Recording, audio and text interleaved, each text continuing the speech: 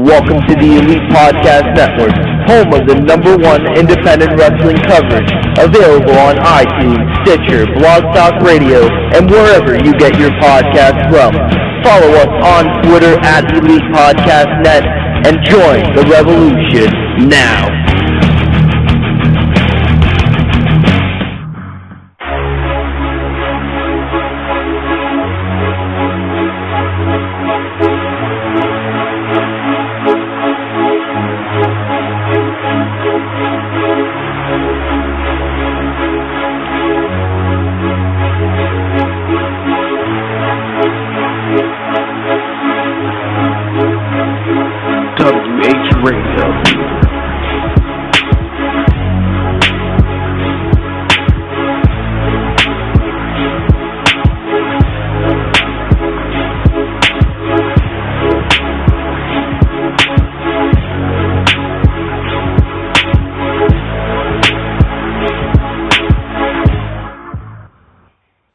Welcome back to the Elite Podcast Network. You're listening to Wrestling Heads Radio. You got Skits, and I'm here with my co-hosts. You got Tom, you got Oscar, and from WWP joining us today, you got Matt. What's going on, people?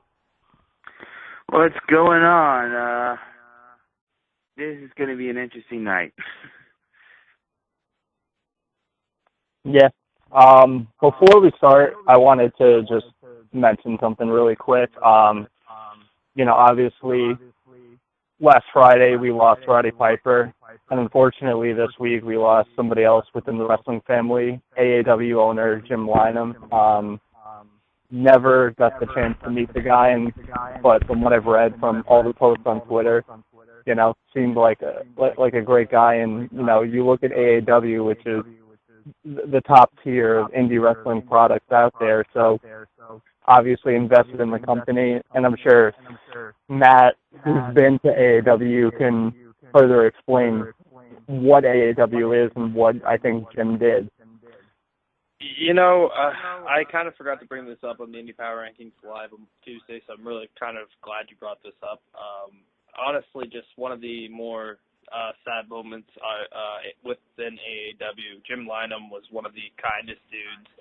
He went out of his way to make sure people were okay with his shows and happy with his events, and it's going to be very, very depressing vibe backstage. I'm sure backstage just coming Sunday at AAW. All the best to the AAW family and Jim Lynam's family as well. Definitely, man. Our WH Radio, EPN, all of us. Our condolences goes out to him and to his family. Let's get some smiles here on the show, and let's talk some professional wrestling, shall we, folks? Today's show, the title is called Wednesday Night Madness. I came up with the name. I don't know how I did it. It was hard to come up with a name because every week it's hard to come up with a fucking title for a show. It's the Macho Madness. Ooh, yeah. Dig it! I don't know why, but it sounds like some college basketball shit. It's definitely a tribute to Randy Savage. But let's talk about some NXT real quick. NXT, I thought they had a pretty decent show last night. I got a chance to watch it. They opened up the show with some ladies action. Yeah, Charlotte going against Bayley, and Bayley's been on fire for those that have been watching NXT lately. And of course, we already know where this is going. But those two, they match so well because they've been on the ring before, that show. And I mean, these girls just kick ass. Like, they're definitely two of the divas that came from NXT that's gonna do some big things when they both do big things in the main roster. Let's talk about the match. Start with you, Oscar. Your thoughts on the matchup with Charlotte and Bayley? I haven't watched NXT. I tweeted earlier I'm not gonna watch NXT or Ring of Honor the weekend, so I cannot explain what. Did anybody watch NXT besides me here? I watched it. I did as well. All right, talk to me, Tom. Your thoughts. I thought it was a really solid women's match. Usually when they do, unless it's a live special, a lot of the women's matches you'll see just on NXT are kind of like, whatever, nothing really too special. But I really enjoyed this match. Bayley has a lot of momentum, I think, and obviously they're, leaning toward her going after Sasha Banks' title. And it's been really weird with Bayley because I thought, not going back, maybe going back 6 to 8 months, I thought Bayley would be the one to take the belt off of Charlotte, because throughout this whole quote-unquote Divas Revolution that's been happening, I thought Bayley would have been brought up along with it instead of Becky Lynch, because it seems like, Bayley's the type of girl, I believe she could be the most popular one because she has that kind of Sami Zayn, John Cena-esque thing where she's just a natural baby face and people can cheer for her without, knowing too much. She just has that type of thing.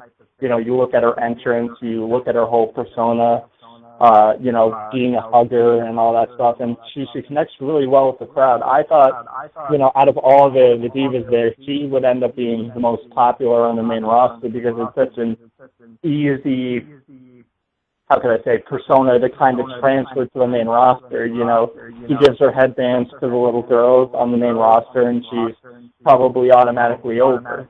So, hopefully this leads to good things. It's going to be interesting to see what happens, with Sasha Banks, Becky Lynch, and Charlotte on the main roster now. Does that mean that they're done with NXT completely, or are they going to show up from time to time? Because you take away those three girls, and there's not a lot left in NXT. You have Bayley, you have Carmella, I guess, Dana Brooke. There's not really much going on if you take away those three women. It's funny that you mentioned this because I think it was Orton. Me and Orton were talking earlier because if you watch later on, I think Orton's online, so let me put him on. Orton mentioned it might be another diva, probably watch out, watch the Vaudevillains back. Orton, is that true? That's what was... If you watch that Vaudevillain and William Regal segment, William Regal mentioned saying pretty much you get the match, but you need to have someone at bay so you need to have someone there to keep Alexa Bliss at bay. And it makes you think, is there going to be someone coming up? Like, are they going to have someone? But Justin!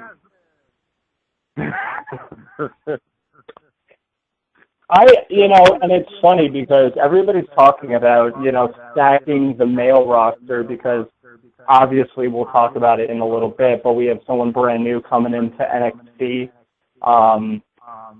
And we always talk about all the guys that are in there and being stacked up. If I was Triple H and I was anybody down in NXT, I would try and get my hands on as many women on the indie scene as I can, because you need women in there as soon as you can, because there's only so much that Sarah Del Rey could probably do with the women down there. It takes a while for them to learn, and I feel like with the women, maybe it takes a little bit longer. I mean, everybody's different, but I feel like the learning curve for a bunch of new women is different than compared to a lot of the guys. So, like I said, if I was NXT, I would try and be grabbing up women on the indie circuit as soon as I can, because you need to stack up the women's division as much as you need the men's division down there. I definitely agree with you. Would anybody think that, like, all these rumors surrounding Johnny Gargano and NXT, if they picked him up, do you guys think there's a possibility they take Candice with them? Who knows? He'll probably try to get her in there. I mean, I think Candice has had her a few tryouts with both WWE and TNA, so I'm pretty sure their radar is definitely on them. Plus, you got William Regal showing up to, like, PWG shows and seeing her, and I'm pretty sure they had conversations. You never know. There's probably something going under wraps that we don't even know about, you know? So I just wonder, how old is she now? Like, how old is she? I'll tell you. 29. 29? Yeah, because I know she's been wrestling for a while, and I'm trying to figure out, like when was her debut? Like, how old? I know when her debut. I just want to know how old she was. Because got me thinking, is she in her 30s already, or that's something got me thinking. But if she's 29, okay, not bad. Candice LeRae was born in 85, just like me, so she's definitely 29. Damn, I don't know we're the same age. Fuck.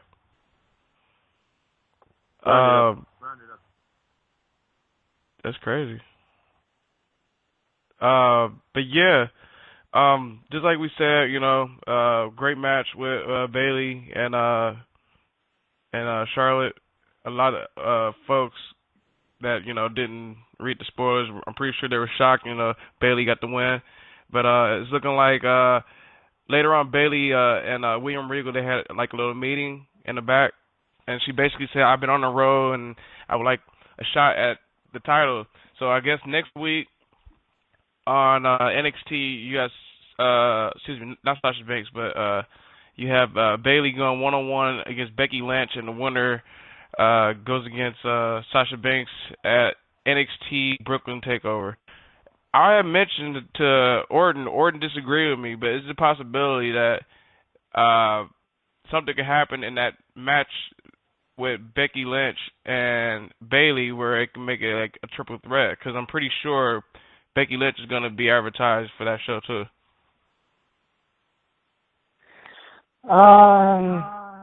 It's tough to say, because I think if you're going to do, like, a triple threat would be fine, but I think the story of, like, Bayley and Sasha Banks one-on-one might work better as far as, like, storyline-wise go, because you have to think about, the history that Bayley and Sasha Banks have, dating as far back as the BFFs when Summer Rae was down there with Charlotte as well in that group, so you have to consider that. A triple threat would be fine, but I just have this feeling they're going to make it a one-on-one type feud. I could be wrong.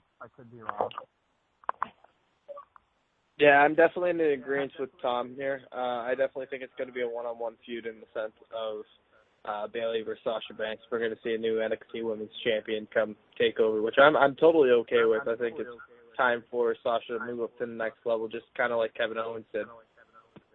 Yeah, I agree with Matt. Same thing. It's going to be a single match. Yeah. We'll have to sit back and watch, I guess, next week, huh? Yeah, it should be interesting, and I think it gives you a reason to kind of watch, because I've been, the last couple of months of NXT, not that they've been bad, but it's just that it's kind of been mundane. It's just kind of been like nothing really happens. You see a couple squash matches. You get maybe one good match, if that. It's just been kind of, it hasn't been where it once was. I feel like we're definitely at a stalemate here, especially with Sami Zayn and Hideo Itami being injured. You really notice the lack of depth in the roster. Right. It's funny that because the next two matches was a Baron Corbin squash match and a Tyler Breeze squash match. But after that squash match, William Regal basically came.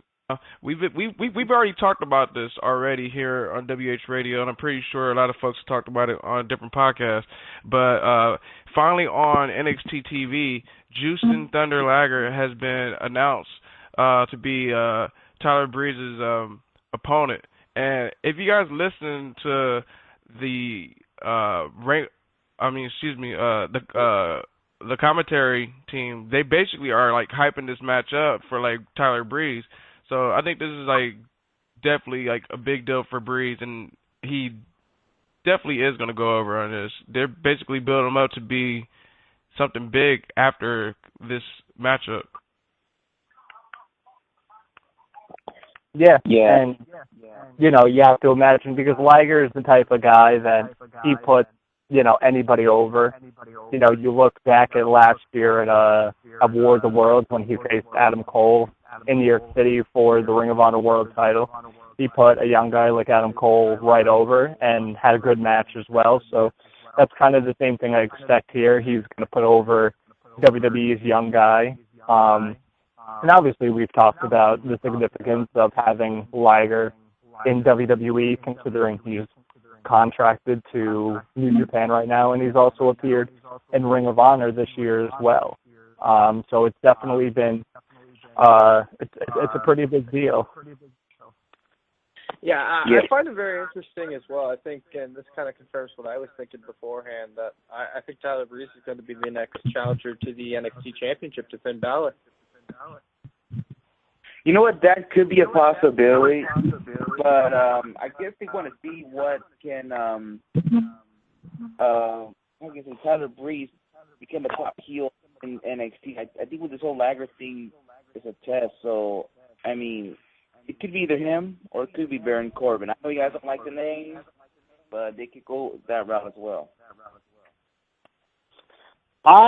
I wouldn't say Baron Corbin just yet. I feel like WWE is really kind of just slowly pushing him, as opposed to Tyler Breeze, where they know he's kind of ready for the main event scene. You know, he's headlined a couple of the live specials already, so they know he can go out there and headline an event no problem. I don't think they have the same type of confidence in Baron Corbin to do that, and it's really interesting because a while back I said that, you know, with all these guys coming in like Samoa Joe and Kevin Owens and Finn Balor and Hideo Itami and all these big-time names from the indies in Japan, Tyler Breeze got really lost in the mix. And it was a shame because this is a guy that's worked so hard to get to where he is. And he was part of some of those matches, though, with those big names, too. Let's not forget that. Yeah, but I feel like a lot of the praise, because so many people were praising, you know, signing all the big indie names or the guys from Japan, Tyler Breeze just kind of got like lost in the mix, and he wasn't doing anything for a while. And I think a lot of people also forgot just like how good this guy has become. You know, he's a great heel. He's great on the microphone, ton of charisma. He's gotten way better in the ring since the first time I saw the Tyler Breeze character as well. So I feel like now is the perfect time to really show or kind of remind people how good Tyler Breeze is. I know. Go ahead. No, I was going to say about Tyler Breeze, you know, I feel like, you know, I agree with you, Tom. Since all those guys have been coming in, you know, he's been lost in the shuffle, but now you got all these guys going to the main roster. Next year, Tyler Breeze could be the top name in NXT. If you think about it, Finn Balor could be gone. Sami Zayn could be gone, and he could fill that void. And it wouldn't surprise me 1 year from now he's the NXT champion. But we got to see with this thing with Liger, if it's something they could feel after Takeover, can he get an NXT title thing? That's why I feel about the same thing. Not Tyler Breeze. Baron Corbin. I think they're trying to see who could be their top main guy going to 2016. I mean, Corbin, it's like every time he's in a match with somebody with a big name, he really doesn't do as well. When he's in a match with a jobber, it's like whatever. I know, but we haven't seen him. We haven't seen him done it. Yeah, I know, but we haven't seen him as a heel yet. That's what I'm saying. Isn't he a heel already? Duh. Isn't he a heel? Who knows what the fuck he is? To be honest with you, he is a heel now. He's been yelling at the crowd. Like, did you see that? Like, he's firing back at the crowd. Honestly, I can't tell. His matches are like 30 seconds, so I really can't even tell, bro. To be honest with you. Well, and another thing, they did put out a vignette that he bashed like guys like Kevin Owens, Finn Balor, and those guys. Like, he got pissed off that they bring him in, they treat him like they're freaking, like they're something. And then as for him, he was an ex-football player. He was making paychecks more than these guys were doing in the indie scenes or in Japan. So he's trying to say he deserves credit. That's basically what his heel character's about. You know, you bring guys like Finn Balor in there. I know you just mentioned football, but he ain't no moose. He ain't no moose. All right. Hold on. Sorry. Hold on. Sorry, I have to bury you, Oscar, but this isn't our truth and capital punishment. Baron Corbin is not getting the main event. I'm not saying he's not a main event. I'm saying they're gonna see first. I'm saying he could go that route. Mm-hmm. I mean, I think eventually, like, NXT really does kind of push Baron Corbin. It feels like you said, they're doing it slowly because he's still kind of green, but I think eventually, within the next year or two, Baron Corbin kind of finds his way to the main event scene. So I can see what Oscar is saying. He definitely is. I agree with you 1,000%, Matt. He is NXT's right back. And yeah. You know, the one thing I really feel is missing from NXT, and we kind of see it, but not really. We need good managers down there. I mean, you take a guy like Baron Corbin, who's as green as the grass. last good manager. Guess who the last good manager they had? And he's now a wrestler. Enzo Amore was the last good manager they had. Oh yeah, I was trying to think. I was like, wait, who is it? See, and it's like I think there's so much talent at their disposal. You know, they have Adam Pearson there as a trainer. He would be a great manager, I think, for Baron Corbin, or a guy like Jimmy Jacobs. You know, it's like you have these guys at your disposal. You know, use them for multi-purposes. You don't have to have them just as a trainer or just as a writer. Put in some managers in there, because you put a manager with Baron Corbin, and he goes from like a 3 on the interest scale to like a 7 or 8. You know, it's all about a good manager.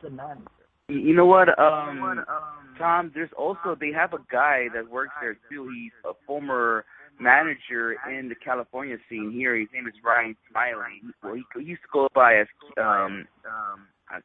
QT Money back in XPW and Championship Wrestling from Hollywood, and he's really good in the mic, so they could probably use him. I don't know if you noticed, he's the guy who does the Von Villain's entrance. You know, the little intro. That's him. So if he can be like their manager, that'd be sweet. I forgot another person. The last good manager that came up that's on the main roster now is not Summer Rae, but Lana. I just thought about that. She came from NXT. But let's move on. Ladies and gentlemen, we have somebody that actually was big in the indie scene, big in Japan, is now, his name has been revealed, I believe it was yesterday, on NXT. My boy Uhaa Nation is no longer Uhaa Nation. It makes me sad a little bit. But when do you guys want to go ahead and do it? Because I'm hurt right now. I'm hurt. Look, I'm hurt. Well, it happens. If you're signing with the WWE, most likely. I'm not that hurt. I'm really not that hurt. I'm just bullshitting. I'm not that hurt. But Apollo Crews, I guess that's the name. You guys' thoughts on the name?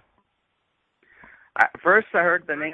For some reason, I was thinking Apollo Creed. I was like thinking, don't fucking make him like fucking a boxer or anything like that. But I guess I was hearing that they had trouble looking for a name for him. But Apollo Crews, I guess. I mean, just another name.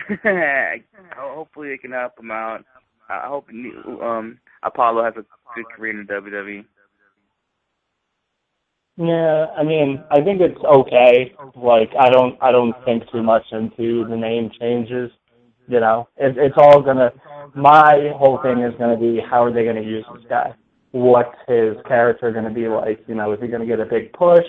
Are they gonna allow him to do all the stuff that you know, he used to do in Dragon Gate and Evolve and all of that, and PWG? Is he gonna, you know, be the same type of guy like that, where he's this big muscular guy, but he can also do flips as well?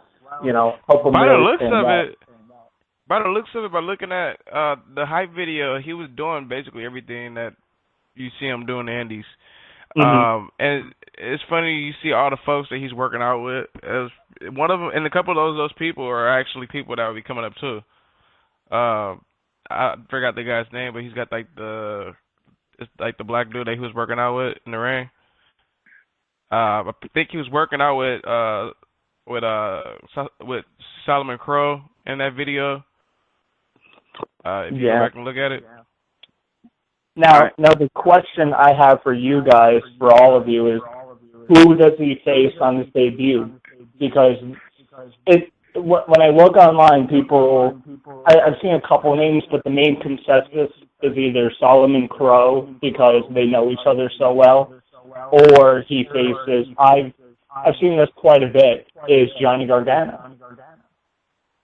It'll be interesting with Johnny Gargano, but they go job somebody, to be honest with you. Kevin Owens jobbed somebody. He actually jobbed CJ Parker when he showed up, so. Yeah, it could be him. It could be, they might throw in Ty Dillinger in there. But going back what you said about, how they're going to use him, I still feel like his wrestling moves will still be there like we saw him back then. But you know what sucks, though?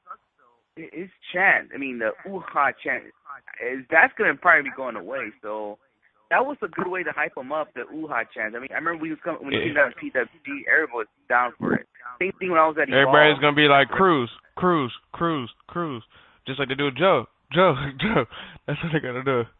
I was thinking about that too, but hopefully that chant. But ooh-ha it's like it's something that everybody could follow. Like New Day sucks, or anybody could have done that. But it kind of sounds like Lucha a little bit too. Yeah, Lucha as well. But it's like a thing that everybody can chant to. Cruz, I guess I gotta hear it first, but I don't know. It doesn't make me want to chant Cruz. But ooh-ha, I did it at Evolve and PWG. So we'll see. Matt, what's your whole take on this? You're a little quiet. Oh, I'm sorry? What about chanting? Hello. Matt, I don't know where Matt is, but if Orton wants to go ahead and put his 2 cents in on, you got that 2 cents? On, I hope he's not in a hot tub now. Wow. Or give your thoughts on Apollo Crews. You can do comments on Twitter. You're going to actually comment on Twitter about that? No. Just go ahead. Just go ahead. Go ahead. Don't just go ahead. Keep it going. Go ahead. Your thoughts on Cruz? Well, that's what I said. I said you do Apollo, and it's 2 syllables. Apollo. Ooh-ha. It's kind of thin. No. That wasn't my question. My question was like your thoughts on his name. Forget the chant. Oh, it reinvents him. I like it. It reinvents him. It's generic. It reinvents him. Right. Just like most of the guys, like Chris Hero. I believe Chris Hero said it before. Like they give you, basically they give you a chance to pick your own name. Like Finn Balor picked his name. I think he said it on Chris Jericho's podcast. I think Neville said that he picked Adrian Neville on the podcast too. Like I believe Neville has something to do with something in his country or something like that. So like they actually get a chance to pick their names a little bit. So I'm pretty sure he came up with Apollo Crews. So. Yeah, that's what all the indie guys like Sami Zayn picked his name, and that was the toughest to change because you go from being a generic luchador to unmasking, and he's gone through the most drastic change. And it's like if you first hear Sami Zayn, you're like, man, that's a weird name. But now we're so used to it. So it's just going to take time to adjust. And it's funny because you look at all the guys. The guy who got the luckiest was Kevin Owens. I think that was easy for him. Better than that was Kevin easy for him. I think he had an easy one. Like he was like, you know what? My real name is Kevin. I'll still keep that, and I'll just put my son's last name. My son's first name. Owen. Owens. He talked about that, how they came up with Owens first as a tribute to Owen Hart and his son, and then they were trying to figure out a first name, and then Triple H was like, well, might as well just go with Kevin. So, like I said, people put too much of a deal into the names. The names. It shouldn't be about the names. It should be about how they're used. Right. Like, I was pissed, like, when everybody was bitching. I forgot who, but I remember, like, a lot of fans were bitching about somebody's name once. I'm like, who cares? I think it was Daniel Bryan a long time ago. I'm like, who gives a shit? Like, he's out there fucking killing. Like, I remember, like, I remember in the PWG line, people were bitching about how they're not using El Generico to Sami Zayn, and they thought his character was Toby's not one of last. them. Toby. Our yeah, friend he's Toby. probably one of them, but I mean, there was other people in the line. They were saying, "Oh, he's not gonna last. He's probably released." Shout out to Toby, in right? 2 years. Shout out to Toby. I don't know if he's listening, but shout out to him. I don't know if you guys can remember when Hideo Itami's name got changed when it was Kenta, and then it got changed to Hideo Itami? People were like flipping the fuck out. They were like, "Oh my God, he's already buried. They gave him this stupid fucking name. Why couldn't they just keep Kenta?" And I was like, "Yo, chill the fuck out. You people make such a big deal over names." Yeah, but with Kenta, he explained why he changed it to Hideo Itami. Exactly. Everybody explained. Everybody that sees their name has explained. Yeah, and that's why it was kind of before he explained it. It was like, because you know how the dirt sheets catch up and they find the name before it. So people are like, "Oh my God, he's changing his name. They're changing everything about him." And it's just like, that's what so many people on the internet need to do, is like, just chill the fuck out and wait and see what happens. Yeah. Well, let's move on real quick. I want to talk about the NXT Tag Team Division. A team that I like. I really like this tag team right now. I know they didn't win their last match. I don't know who laughed. I'm pretty sure it was Matt, because he's the obvious one out of all people. But Scott Dawson, basically Dawson and Dash, like, these guys are something else. I'm enjoying what I see with them, even though they lost to Mojo Rawley and Zack Ryder. But you gotta have these two teams go at each other at Takeover, and have Dash and Dawson go over, because why would you have these guys attack Zack Ryder and Mojo Rawley if you're not going to push these guys? So I'm a fan of these two. I've been a fan of these two for a minute, but then Dawson got hurt. They probably would have been one of the top tag teams in NXT if Dawson never got hurt a while back. So only one that's a fan of these two. You guys' thoughts on Dawson and Dash? Yeah, they need some more work, I believe. I mean, there's a good chance they could get up there at the top, because now that this NXT Tag Team Division, I feel like they're rebuilding. Everybody's starting from scratch in a way, except for the Bottom Villains and the current Tag Team Champions. But you know, there's a lot of talk that possibly Enzo and Big Cass could be heading to the main roster. But if they're gonna do that, then yeah, they're pretty much rebuilding this tag team division. You got them. You also got that other tag team that's coming up. Chad Gable and Jason Jordan. I like that team of Gable and Jason Jordan way better than Scott Dawson and Dash Wilder. Chad Gable is fucking awesome. Holy shit, this guy. Chad Gable's going to be a superstar. Like, you can see it. Like, the guy has so much natural charisma, and in the ring, the guy is, he's a freak.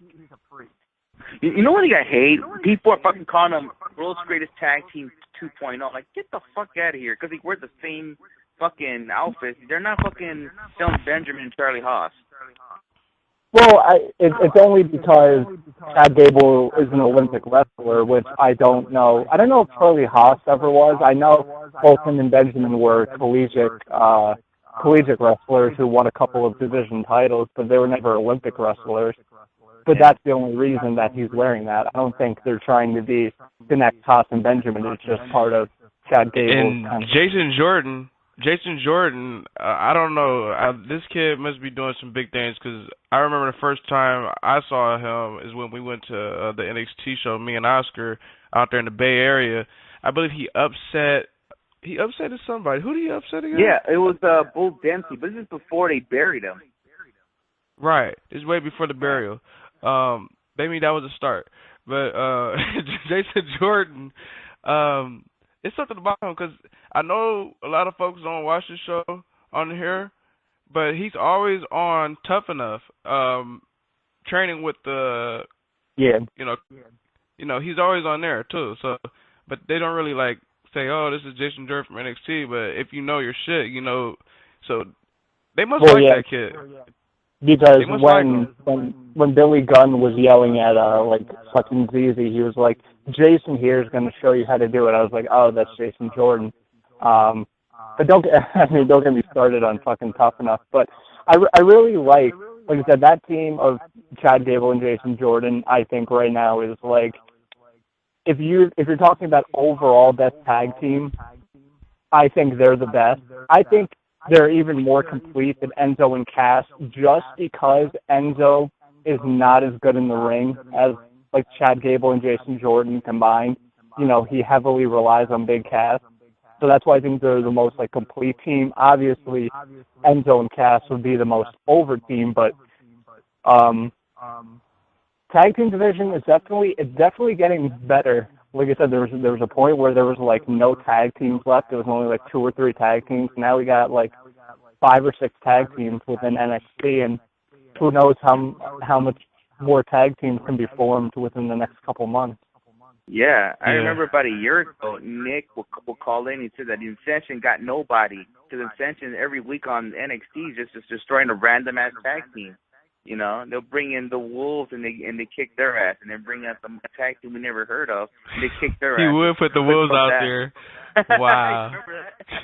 Well, I remember the Wolves actually. The Wolves. I don't think the Wolves got a job back then. I think the Wolves gave them a little.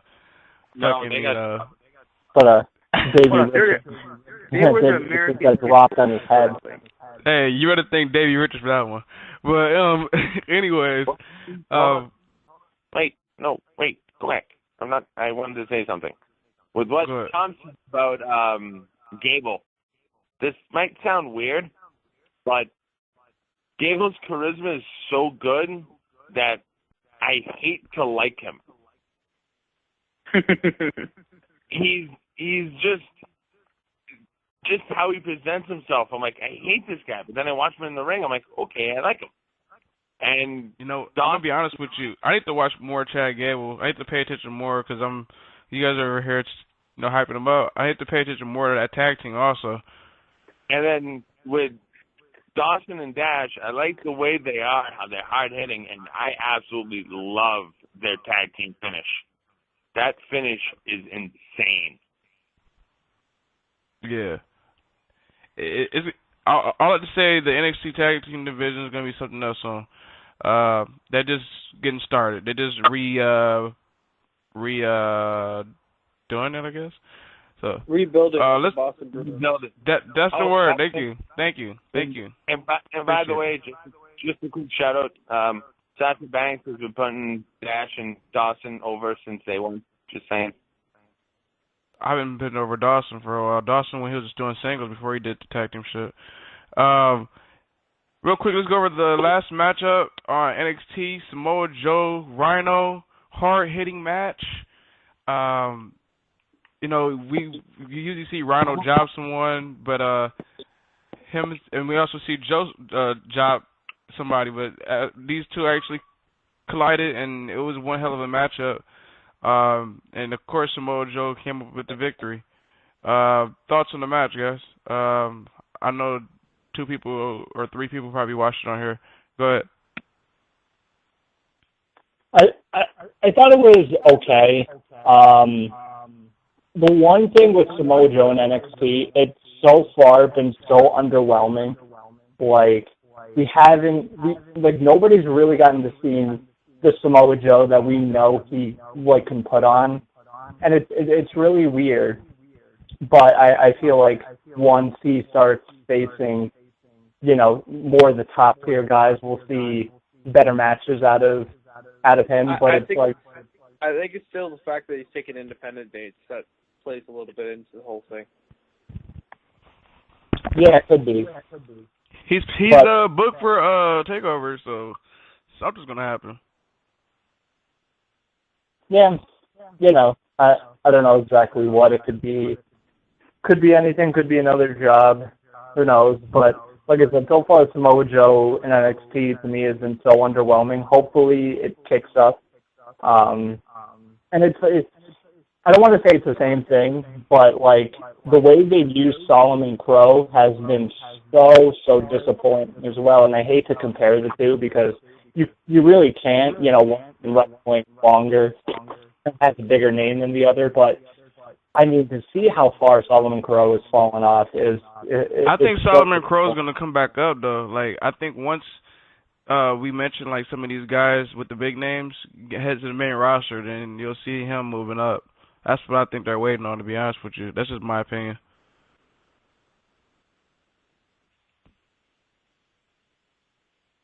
I don't know. Well, like I said, this match was okay. It didn't feel like a main event to me. I feel like if you would have put Bayley Charlotte in the main event, would have felt more like a main event.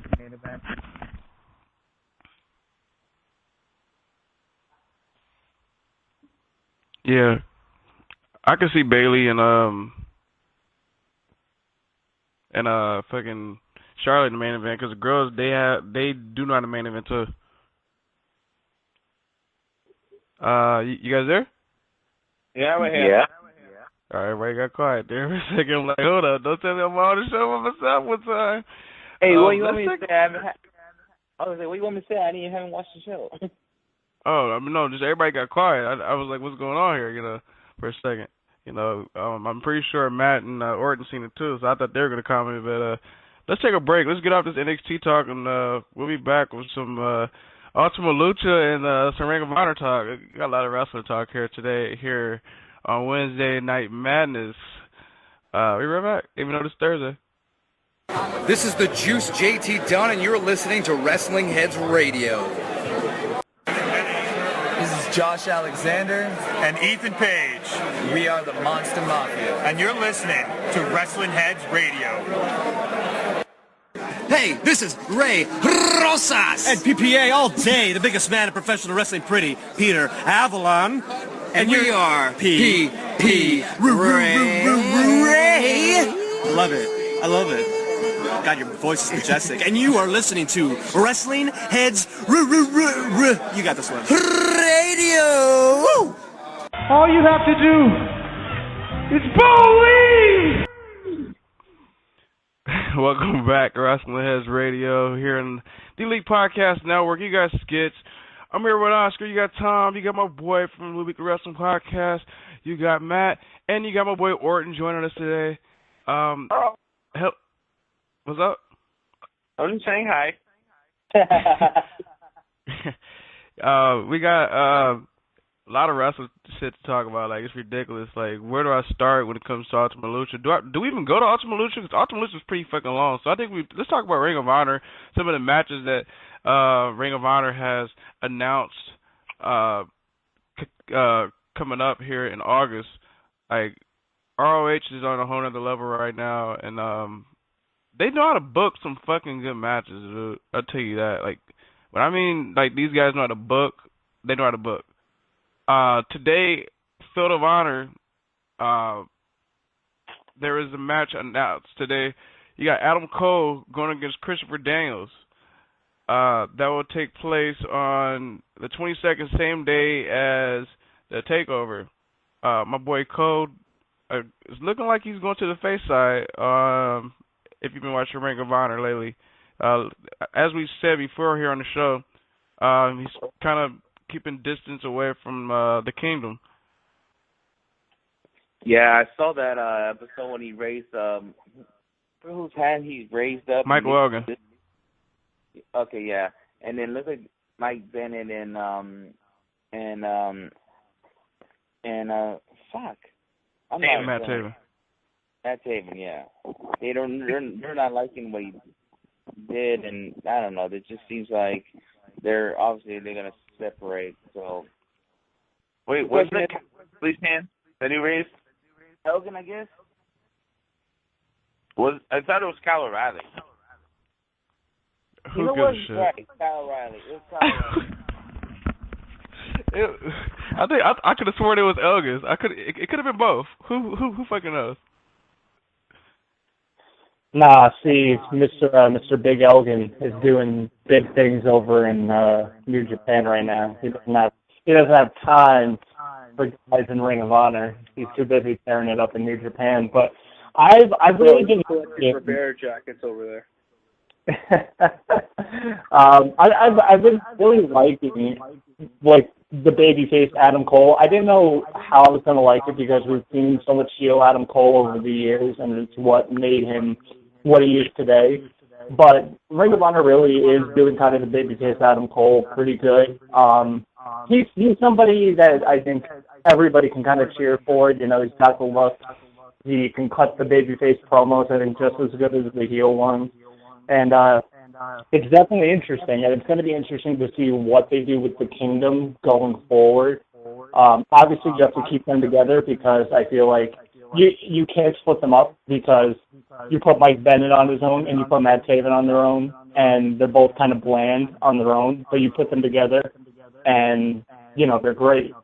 So I don't know if they add somebody else to the Kingdom. I doubt it, but it's going to just be interesting to see what happens going forward. I'm going to insert myself here and make one of two comments. First, I'm going to say I think Adam Cole becomes the John Cena of Ring of Honor. I think he's becoming a full-fledged babyface going forward. That Adam Cole baby catchphrase is catching on with the crowd quite a bit. I think he, like you were talking about there, he can get over with the babyface promo. I think he becomes a full-fledged John Cena of the promotion. There's no secret he's re-signed with Ring of Honor for quite some time, too. So I think they start to really build the promotion around him. The second place I wanted to go to was talking about the Kingdom, was bringing up something Skits was talking to me about the other day, and that's Mr. Austin Aries. I think he gets involved with the Kingdom. Yeah, that's very interesting because we haven't seen Aries since Vegas. So where the fuck is he? Okay. I have a question about that. Are they really gonna bring back Austin Aries on a regular basis? Because I read a spoiler he returned to TNA. Yeah, he only did like a match or something. Okay, because that's what I read. I'm all like, is he going? Well, it's a career versus Rockstar match. No. This is taking place tapings after that. He actually returned to TNA, but I wasn't sure. Yeah, he returned to TNA for like a match after with Tia Trinidad.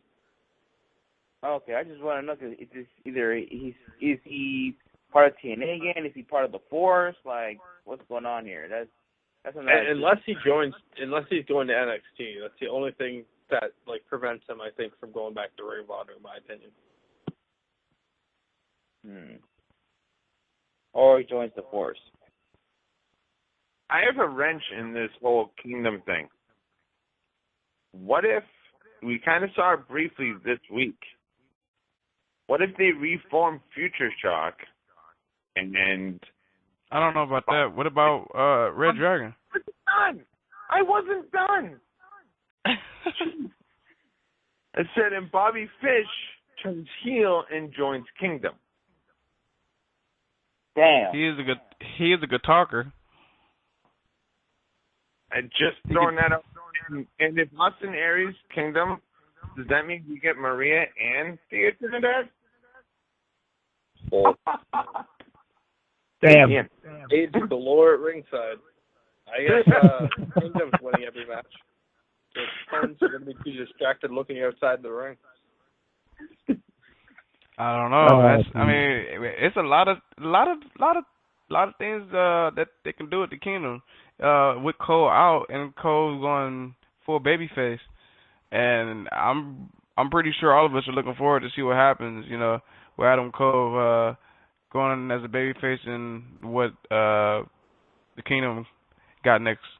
Also announced today, the Briscoes are going to be going against the Time Splitters at Field of Honor. So that should be a great match. You got the IWGP Junior Champ with Alex Shelley going against the former Ring of Honor champ Jay Briscoe and Mark Briscoe. Yeah. See, the way I'm kind of saying, thank God I don't live in New York, because I'll be like, damn, what show I'm going to go to, NXT or fucking Field of Honor? And if it was coming here in LA, I'd be like, fuck, man, what show I'm going to go to? That's going to scratch my head a bit. But, yeah, it's going to be a great match. I believe Alex Shelley has worked with the Briscoes in the past. We know him and Kushida could kill it together, but it was going to be a good match. I mean, nothing the Briscoes could still work as a tag team, even though they haven't been tag team that much, just recently, but they could still go. Alex Shelley's still alive? Oh, Motor City. I was gonna say the reason I'm gonna tell you why he just said that, because I guess Alex Shelley was once Smash Wrestling champ and he went MIA on them, so he's kind of salty a little bit about that. I was legitimately meaning, I haven't heard anything about Shelley for a while. Start watching New Japan, bro. Apparently, what happened with Shelley is, I've heard conflicting reports. People are saying that he's injured and he's considering retirement, and others saying that he's just gonna retire soon. Nothing's been confirmed, but one big sign is that he has been working New Japan shows. He didn't work Best of the Super Juniors. He hasn't been working anything with Kushida as far as the time splitters. He hasn't been doing anything, and he mentioned something on Twitter a while back about kind of leaving New Japan, and that's where he's been there for quite a while. So that was the biggest indication. So I don't know what's up with Shelley. I think a lot of people are definitely curious as to what's going on with him. What's going to happen. I'm waiting on Shelley to turn on fucking Kushida. I'm waiting. Yes, kids. It's not just me being salty, man. Come on. But you want to see the reunion of the Motor City Machine Gun? No, I don't. I don't even want to see that. I don't even want to see that. I just want to see them go at it at fucking New Japan. I can give two shits about Chris Sabin, who also stays injured. Keeping it up with. I was literally about to say, with them both injured, why don't they just both come back and have one last tour together? Okay. I'm alright. I don't care. I remember we were talking about Chris Sabin and Alex Shelley, probably forming back since they both were on the indie scene. I was like, nah, I wasn't with it. I'm definitely against it. That's been there, done that. I wouldn't mind seeing it. It would definitely be interesting to see, because kind of Sabin and Shelley they're definitely different than their TNA days. They've definitely changed up their styles a lot. So it would be interesting to see what they could do now. And, I wouldn't mind a Motor City Machine Guns reunion. It definitely, like I said, it would change things up. You bring in a veteran tag team. Definitely, like I said, and I think it freshens up the independent scene too. I think that freshens up a lot of tag team divisions, gives some different matchups around everywhere. I think it would be a fantastic thing for it to happen. If you want to go back to Chris Sabin, he fucked up the whole storyline with Christopher Daniels and Frankie Kazarian. That just died. He did? Once he went injured. Well, you couldn't blame a guy for being injured. It's not like I'm not blaming him for his injury, but after him getting injured, he's still been showing up in the sense of where they need him. It's just not the same. I don't think it's the same. It's basically it's supposed to be. It's not what it was planned to be, but. Yeah. It happens. Yeah. Speaking of matches that were announced, something that was really surprising to me, kind of caught me off guard.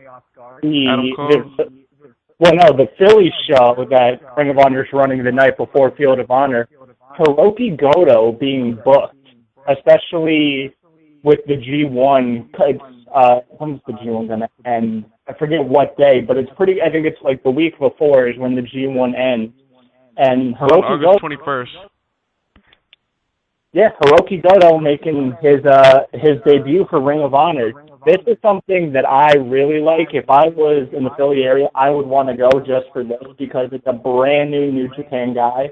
And when we were talking about the New Japan shows back in May, I was craving for fucking other New Japan guys besides Okada and Nakamura. Like, I was craving for like Shibata and Hanma and Ibushi. So maybe this is a sign for them to come because apparently reports came out that because of the whole Liger thing going to NXT, Delirious went and talked to New Japan, and New Japan kind of sent Hiroki Goto to Ring of Honor for this, and there's big plans for 2016. So that's what I'm hoping for, because you bring in Shibata into Ring of Honor, and you can put him with anybody, and he'll bring Kota Ibushi, damn it. Kota Ibushi, Seidel. Make it happen. I think this was kind of tipped off already, and I only say this because Elgin announced a seminar with him at his school like a couple days after this, so I think it was kind of tipped off already, and I don't know if he's making his appearance at the other show that's going on around that time, but it's a great addition for the show, and it's a fantastic match as well. Also, on that show, you also have Matt Sydal going against Kushida on that Philly show, which that should be ridiculous in a good way. Yeah, and it's really funny because they're building up the Field of Honor show to be a pretty big show, but I look at the Philly show, and to me, that's the bigger show right now. I agree. Let's not forget Adam Cole versus Nakamura. Yeah, and you have the rematch between Jay Lethal and Roderick Strong going down. And I believe they just announced today Michael Elgin against excuse me, I almost said Solomon Crow. The last real man standing, Silas Young. And I'm pretty sure it's gonna be more matches announced. So ROH is doing big shit. I'm hoping for best 2 out of 3 series between Brutal Bob and Cheeseburger. Okay. As Skitz would say, go to the clip. I would say this. Stop it. All I gotta say is this rumor that Ring of Honor is coming back to Vegas in February is true, because I want to go. Because I'm pissed off that I missed the last show. And it's really weird because we're talking about all these New Japan guys in Ring of Honor, and the last day of the G1 is August 16th. So you have to figure that, they're going a month worth of shows. They only get a couple of days off sometimes in between, 1 or 2 days off. Sometimes they go back to back. And then once they're done with this month of the G1, they're going to be flying over to the U.S. to be doing these Philly and Brooklyn shows. These guys are fucking workhorses. Like, how the fuck do they do it? That's what I'm talking about. I fuck with all these workhorses. So. And it's scary because you have a guy like Nakamura who you can clearly tell. Nakamura's back in the tournament now, right? Yeah, he's back in the tournament, but you watch his matches, and yeah, he's selling the elbow a lot, but you can also tell that he's in pain, when he's working out there. It's like half, wrestling selling, but there, something will happen, like he'll land on the elbow awkwardly, and he'll be in pain. So it's like he's not going to get any rest, because as soon as he's done with the G1, he's going to have to fly over to the States, and then it's like, okay, what kind of match quality is this guy going to be in? And, the Japanese guys, these guys will work until there's nothing left. If they're going to work with a broken arm, they'll work with a broken arm. And it's just a mentality that they have over there in New Japan, that you work, as much as you can until you really do need to, go get surgery or something. If you look at Ishii last year, who who was working a match with a separated shoulder. I mean, I've never separated my shoulder, but from what I've heard, it's extremely painful. And for him to, continue in the G1 with a separated shoulder, it's crazy how tough these guys are. Yeah, man. New Japan dudes. I don't know how the fuck they do it, but fucking bosses, killers. Can I ask you a question that kind of been reporting lately, but what do you guys think possibly they're gonna start a women's division in Ring of Honor? I'm with it. And speaking of Ring of Honor, there's you just mentioned about a women's division. They're talking about having an all women's show too, which is a possibility too. So I mean, I think they did one last year. I know Beta, and then you had Hannah the Huntress was part of it. I mean, they brought some women's talent to Ring of Honor just for one women's show, and then I'm guessing they're gonna do it again. And I'm assuming this is a test that if they get a good reaction, they're gonna start a women's division. I'm with it. I have no issues with it. My only issue is how they bring the women in. If they're gonna bring them in like through the dojo and whatnot, I think it's going to be a little bit lackluster. If they actually go and pick talent from the independent scene and pick the right talent, I think this could be one of the best things Ring of Honor ever does. Yeah, and I also hear they want to bring talent from Japan as well. I'm not if the Stardom chicks are in mind, but they're gonna think about bringing some chicks. The girl that faced ODB in Vegas. What about her? They're talking about bringing her in. Well, if they bring her in, it's cool. I mean, I heard her match with Modi B was pretty good in Vegas. I wasn't there, but I was hearing some good reviews about it, and that's probably one of the reasons why they want to start this division, because the women could put on matches like that, and everything's going on with women's wrestling today. I'm not saying they're trying to duplicate WWE, but I feel like the WWE made this women's division more exciting. It's kind of making everybody want to do it now, that doesn't have a women's division. Yeah, it's definitely one of those things that Ring of Honor has been kind of late to. I know they've built themselves as a company that didn't show women's matches, for the longest time, and it was to kind of please the purists that kind of watched the Ring of Honor.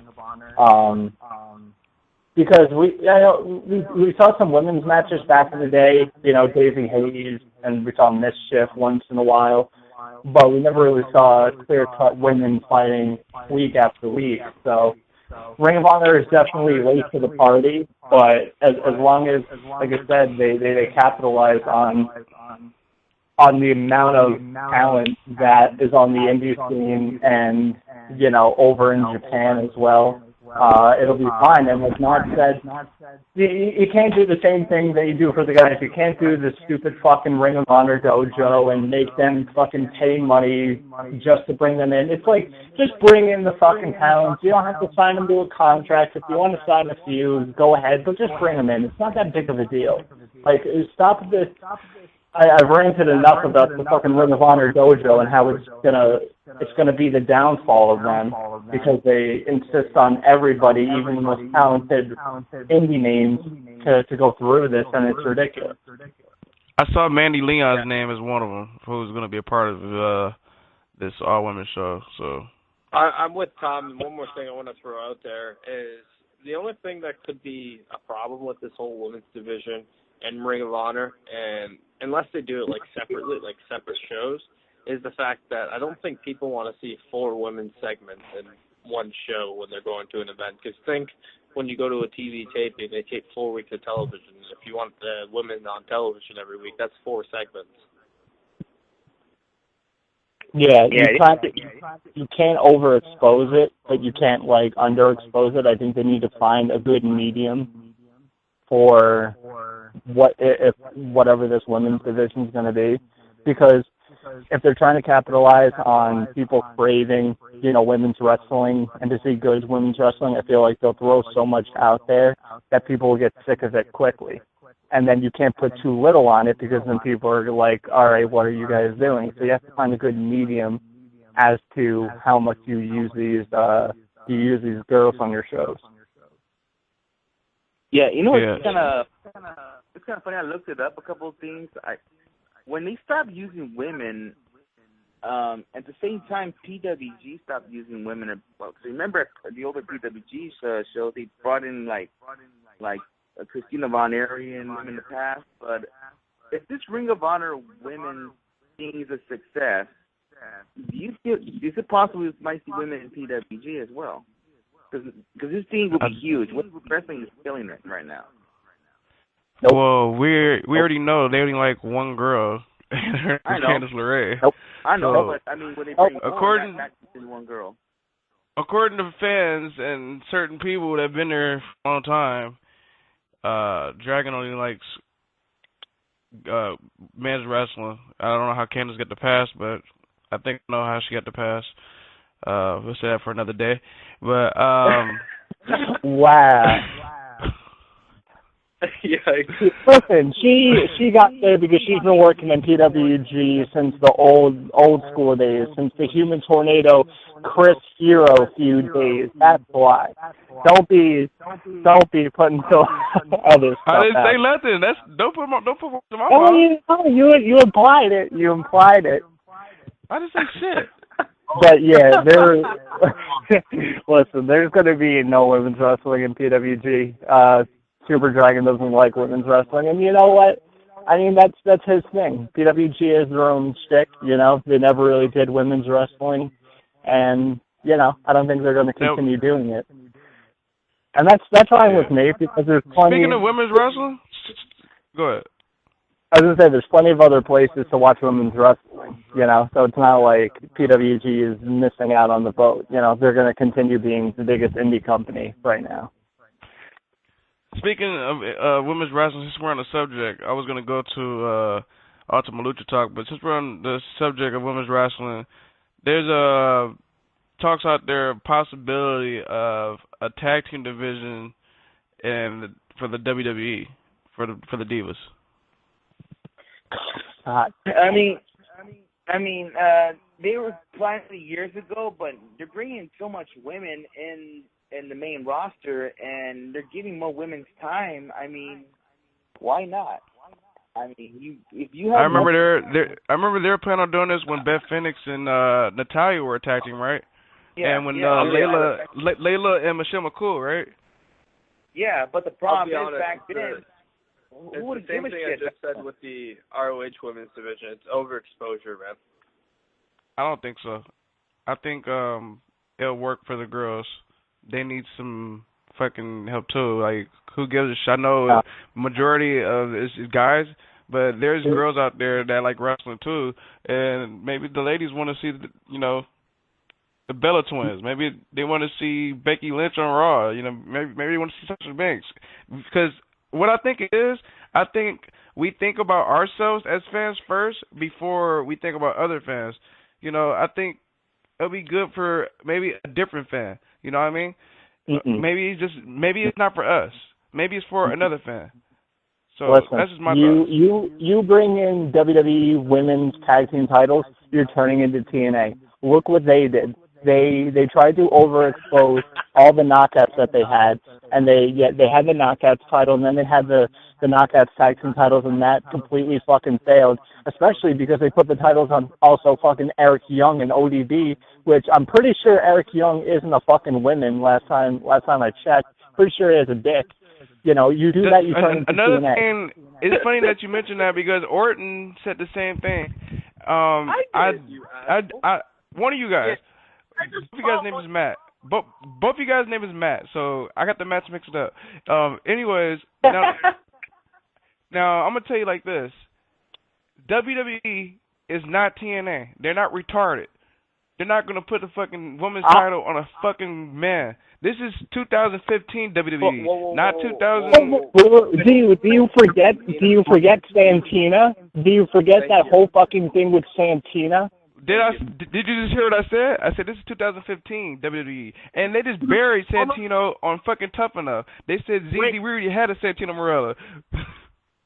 This is 2015, where a man that turned himself into a woman won a. But did you just hear what I said? This is 2015. This is not. This is 2015. We're on some new shit. I get what Skid's saying. This is a different timing. This is not 6 years ago. All right? Yeah, but we're just barely beginning to give the Divas they're just beginning to give the Divas TV time. Now you want to throw tag team titles out there? Fuck no, that is going to completely expose this roster. It doesn't mean it has to happen now, but maybe they said considering. Doesn't mean it's going to happen.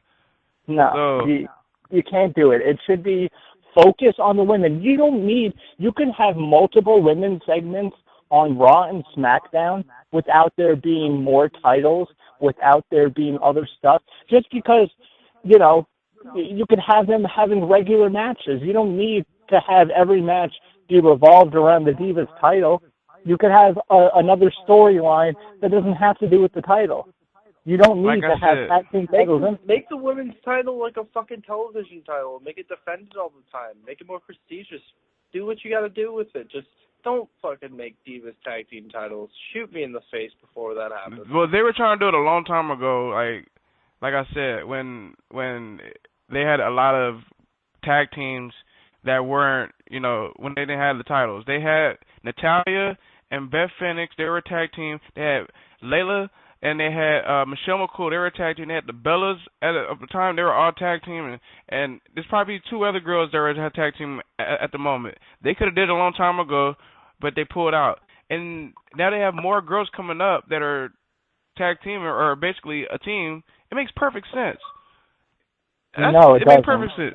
No, it doesn't. It doesn't make any sense. Everybody to fight for one belt? Just because all you need is one belt. You don't need multiple belts. You look at the height of women's wrestling in the 2002, I'd say the 2005 era. You had, Lita, Trish Stratus, Molly Holly, Victoria, Jazz. You had all these women. They didn't need fucking tag team titles because they went out there week after week and there was multiple segments of women going out there and putting on good matches. You didn't need I'm going to tell you right now, there's only, I believe, 8 girls right now that are, there's 8 girls right now that's getting the push. Really. Besides the Bellas, there's no tag teams. They're all trios. That doesn't even make any sense. And if you bring any more girls up from NXT, there's going to be nothing left there to even have a division with. Well, it's a considering. Doesn't mean it's going to happen. Anyways, let's move on. And you know what WWE needs to do with the Divas right now? They need to cut the fat, which means they need to get rid of Tamina. They need to get rid of Rosa getting pregnant?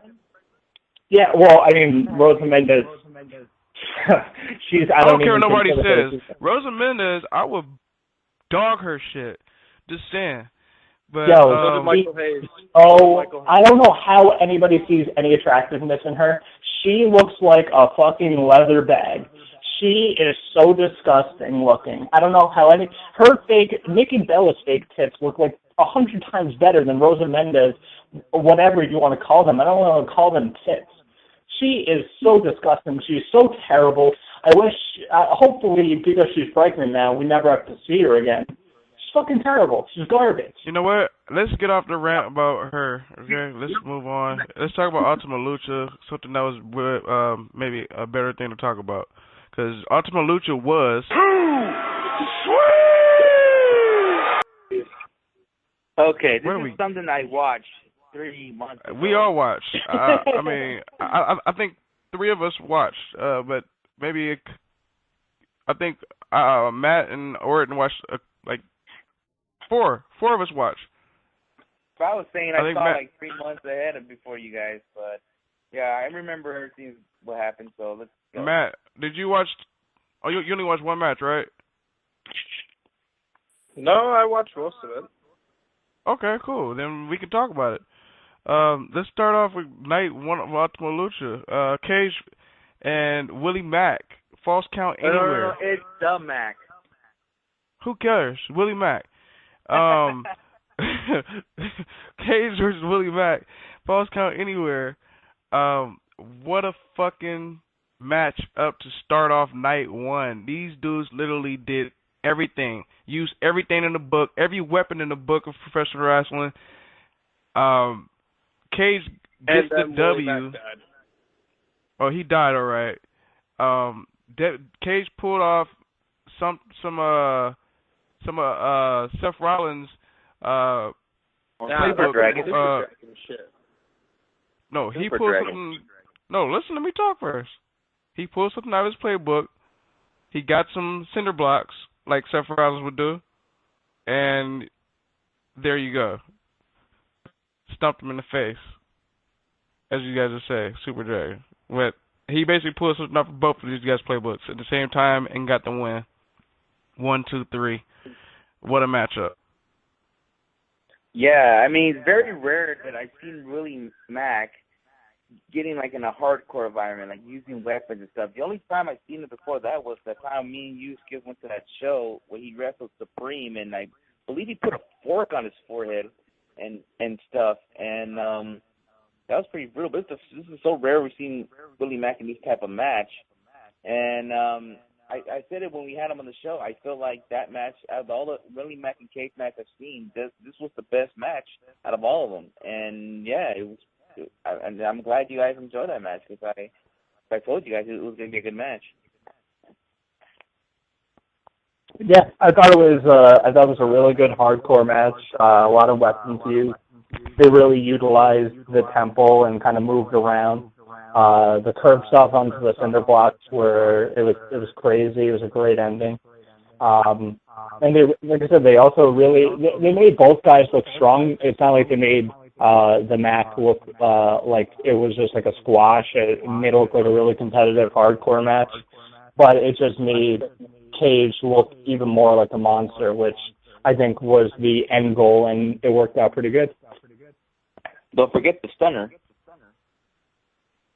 That's what I was going to Anybody see Steve Austin freaking out saying nobody kicks out of the stunner?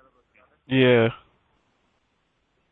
Matt Striker will definitely go ham. I think Orton, he said he pulled up one of JR's reference. He basically said something that man has a family. That man has a family. But it was definitely one hell of a matchup to open up Ultima Lucha. The next matchup was what's the name of this tag team, Oscar, with the guys with the mask? I'm pretty sure you would know better. Disciple of Death. Just death. I love it. Yeah, Disciples of Death. They went against basically Team Havoc, which is Havoc, Ivelisse, and Angelico. They are the new trio tag team champs. What a matchup. Yeah, Angelico doing another crazy-ass dive from that freaking, I don't know, the roof of that little room they had down there. Angelico, since he's been in Lucha Underground, he's been doing some crazy spots that we'll never forget. Even if Lucha Underground lasts long like WWE stars, we're all never going to forget what crazy-ass shit he's been doing. I just wonder what the fuck he's gonna do at PWG. We saw what he did the other day, but I think he's gonna do something that's gonna top that. We're gonna go nuts. PWG? Yeah, he's gonna top what he did the other on his debut. He's gonna do something. There's a possibility. I was gonna say there's a possibility that Duke could jump from where Excalibur is to the ring. If he does that, holy shit, this is the most craziest motherfucker I've ever seen.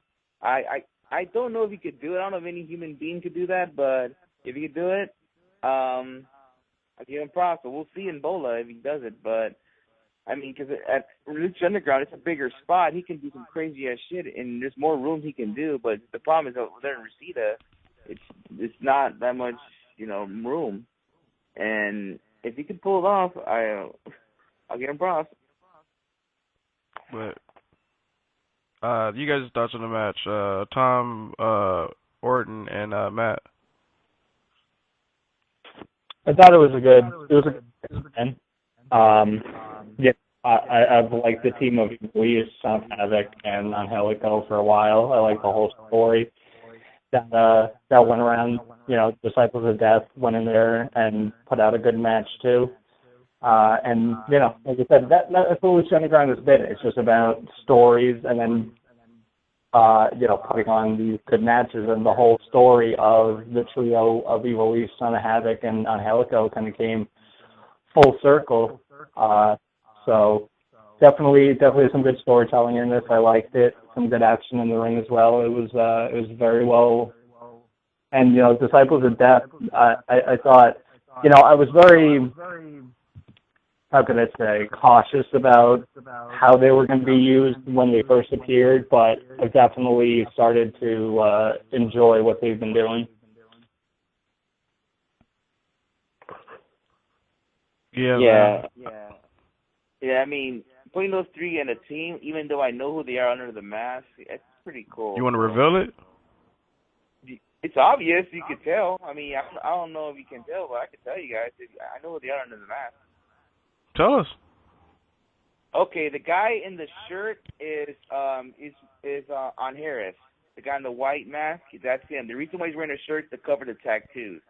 The other one in the purple, I think that's Ricky Mandel, and the guy is Mariachi Loco. Yeah, I know one of them was Mariachi Loco. I was like, one of these guys look like Mariachi Loco. For those that don't know, he's a local out here in SoCal. I'm kind of proud that he's actually been used well, to be honest, because he's not used well at certain promotions. Just saying, but on Lucha Underground, props. Let's go and move on to the next match. Or did you want to throw something out there, or Matt? It was I liked the match. I didn't like how they had what was it, Evil East that had the boot. Right. I didn't like that, but I can kind of understand with the story and everything. And also, I kind of found humor when Matt Stryker said that Evil East, Angelico, and Sons of Havoc lost to death. I thought that was hilarious.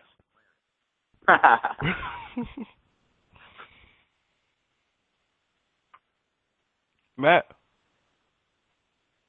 I thought the title change was, I wasn't expecting title change, although I haven't really been keeping up with the whole season. Got to get on that.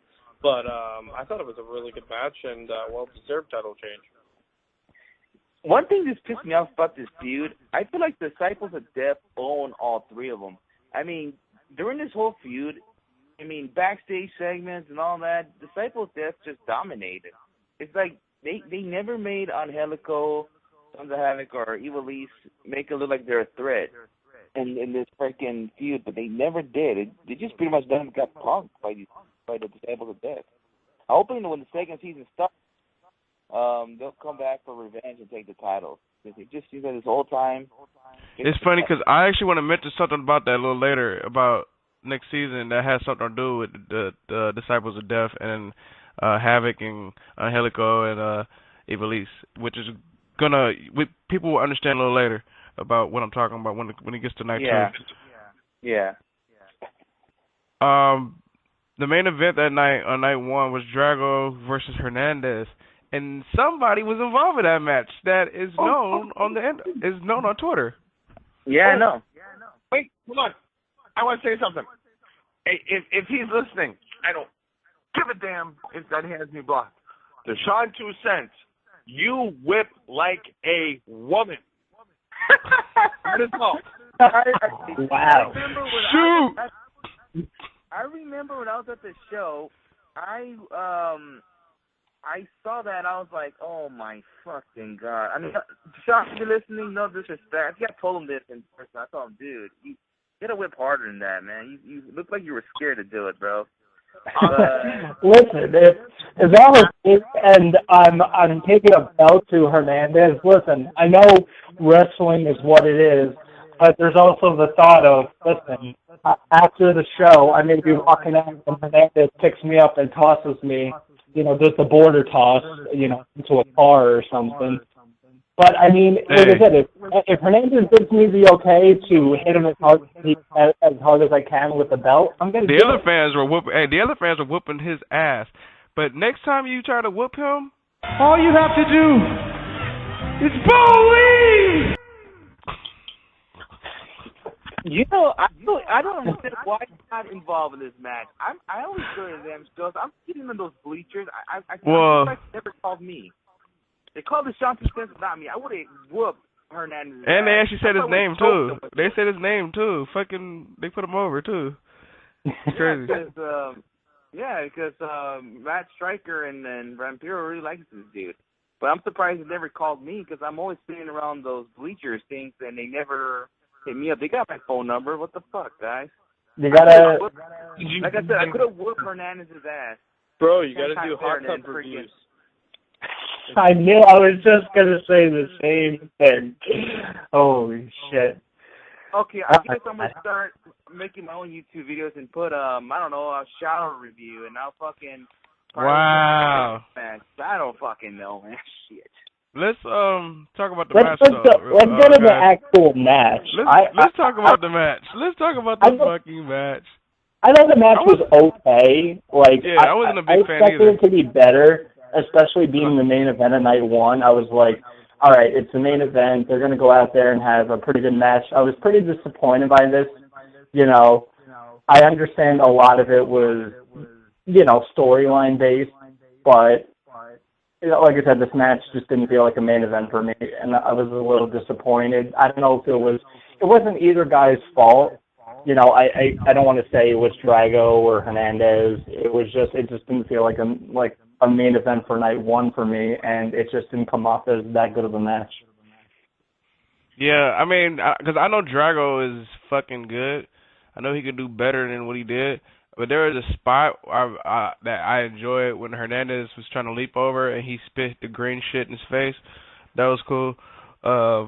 But just like Tom said, it was okay match. It was okay. It's just that the fans, they got involved a little too much in that match, and I don't think they need to be involved, to be honest with you, because why put the fans involved? I didn't get it. I guess Orton told me that shit happened in TNA too. Let's not learn bad habits. Yeah, I don't know how they decided to put the fans involved. All I know, they gave some fans some calls and asked them to be involved, and they did it. So, I would have been in it too. Like I said, I would have hit Hernandez pretty hard. I probably would have choked him with the damn strap, but oh well. Fucking calm down with you. Calm down with you over here getting called to whoop somebody's ass. Let's talk about the match. Yeah. All right, but anyways, I was at that match live. They highly edited this match a couple of times. They did botch a couple of times in this match when I was there. I don't know how it looks on TV, but I can tell you, to me, in my experience of seeing it live, it was not that great. But the way you guys are saying it, you guys enjoyed it. But that's how the TV magic works. They take off some bad spots off, and they somehow put out a good match on TV. But, yeah. Oh, and one thing I want to ask you guys something. Did they show the part where Sean fell on his ass? I don't know. I didn't see that. That's something you might want to ask Orton, because Orton would have paid attention to that before me. I don't know. I don't pay attention to bums, but did anybody? Wow! Alberto Throne, fucking Barry and Lucha Underground on Twitter. Well, what? Wait, who's burying? He was going off on them because I guess they tweeted saying something like, Morrison versus Patron was starting off the Ultimate Lucha Night 2, and he's like, of course it is. They better not cut out stuff like they always do or something like that. They started shooting on them. Wait, who was this? Oh, I'm reading it. He said, "Let's hope they don't edit all the action as they always do. We'll see." Yeah, Wait, you know what? I saw him tweeting at the original Sin Cara, giving him shit. I was thinking, did he got hacked or did he really clean that shit out? So yeah, he's like, I'm gonna like fuck your mother or something like crazy like that. Yeah, I saw that shit. Yeah, I saw that shit. And I was thinking, did he got hacked? No, that's apparently Del Rio, man. That's crazy because I know the original Sin Cara had beef in WWE, and it's funny they made him team up in AAA and stuff, and I guess they still got heat. I don't know. I mean, Del Rio has stated on shoot interviews that the beef that they had that went before they came to the WWE, you know, they kind of, you know, there was the problem where Sin Cara broke his finger on TV, and then Del Rio started kicking the shit out of him, which rightfully so. You know, like I said, you have a guy like Triple H who tears his quad on TV and continues the match, and then there's Sin Cara who whines about breaking his finger. But let's not get into this talk. Let's talk about Ultimate Lucha. Yeah. Fuck all that bullshit. Yeah, I liked the Del Rio Mundo match, or the El Patron Mundo match. I liked it too, and plus, let's not forget the twist where folks didn't even, think that they didn't even see this coming when Melina showed up. I didn't even know that was gonna happen. I don't think Oscar even told me. I think he told me Melina was coming, but he didn't tell me at that exact show. Great way, Oscar, not to spoil. People that run Lucha, this guy is loyal to you guys. And I've known him for a while. Yeah, I didn't see it coming either. But like I said, the match I thought it was good, but I don't know, it was just, I thought it was going to be more technical, and it was supposed to be a brawl, and there was some brutal spots, with Mundo going through the window, but it just didn't feel like two guys who hate each other, like in the next match we're going to talk about in a little bit. It just felt like two guys going out there and putting on a hardcore match, and, it just so happened that one guy got his head ran through a window and started bleeding. That actually happened after the match, though. That happened after the match. Yeah, and that's why it just didn't feel like a big blow off type of match. It felt like a middle of the road type of match. It was a good match, though. I thought it was a good match to start off. That's why it was a good match, and because it's El Patron and Johnny Mundo, they can put on great matches night after night. But let me ask you a question, Tom. Would you say Mundo has stepped his game up since he's this is the best he's ever looked. This is the best that Johnny Mundo has ever looked ever since joining Lucha Underground. I mean, it's a completely different person because you know what? His biggest problem in WWE was we didn't see enough of his charisma and personality, and we've seen two different sides of it in Lucha Underground. So we've seen the diverse, kind of characters that he can play. So he's definitely stepped his game up, and Patron's being good in Lucha Underground too.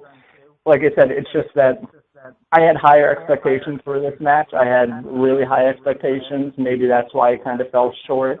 But it was still a good match.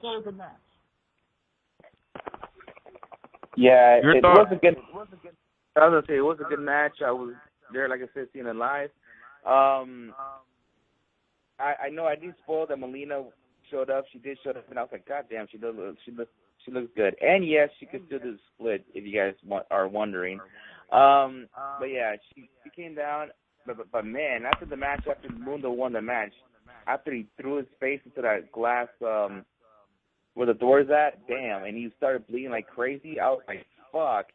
It's like fucking watching him like on fucking Carrie or something. Like the blood would not fucking stop coming out. Then Melina had blood all over her too, because helping out. How about let's not forget Melina got a spanking from Del Rio. Yeah, I think he just tweeted something to her about that. But then this is obviously this feud going to continue on. It's going to continue on.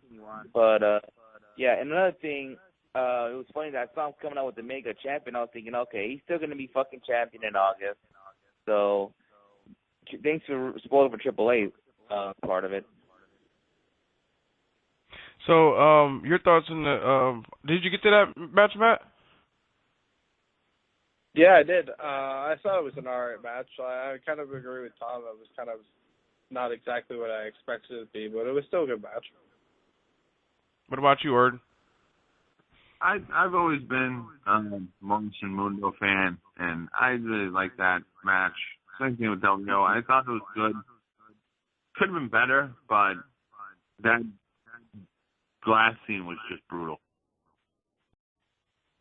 Yeah, man. Definitely looking forward to see what happens if they continue on to season 2, which I'm definitely hoping for after seeing Ultimate Lucha. Next match, Pentagon Jr. versus Vampiro. Now, for those, I'm going to rewind it real quick for those that don't know. So Pentagon Jr., before he went against Vampiro, he was always, breaking people's arms, jiving people, saying his master told him to do it.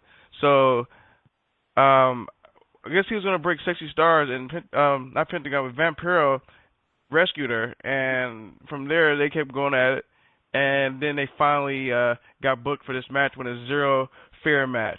So basically like another hardcore match type. Match was brutal as fuck. Blood everywhere. Both guys bleeding. Oh my god. Fire on tables. Shit was nuts.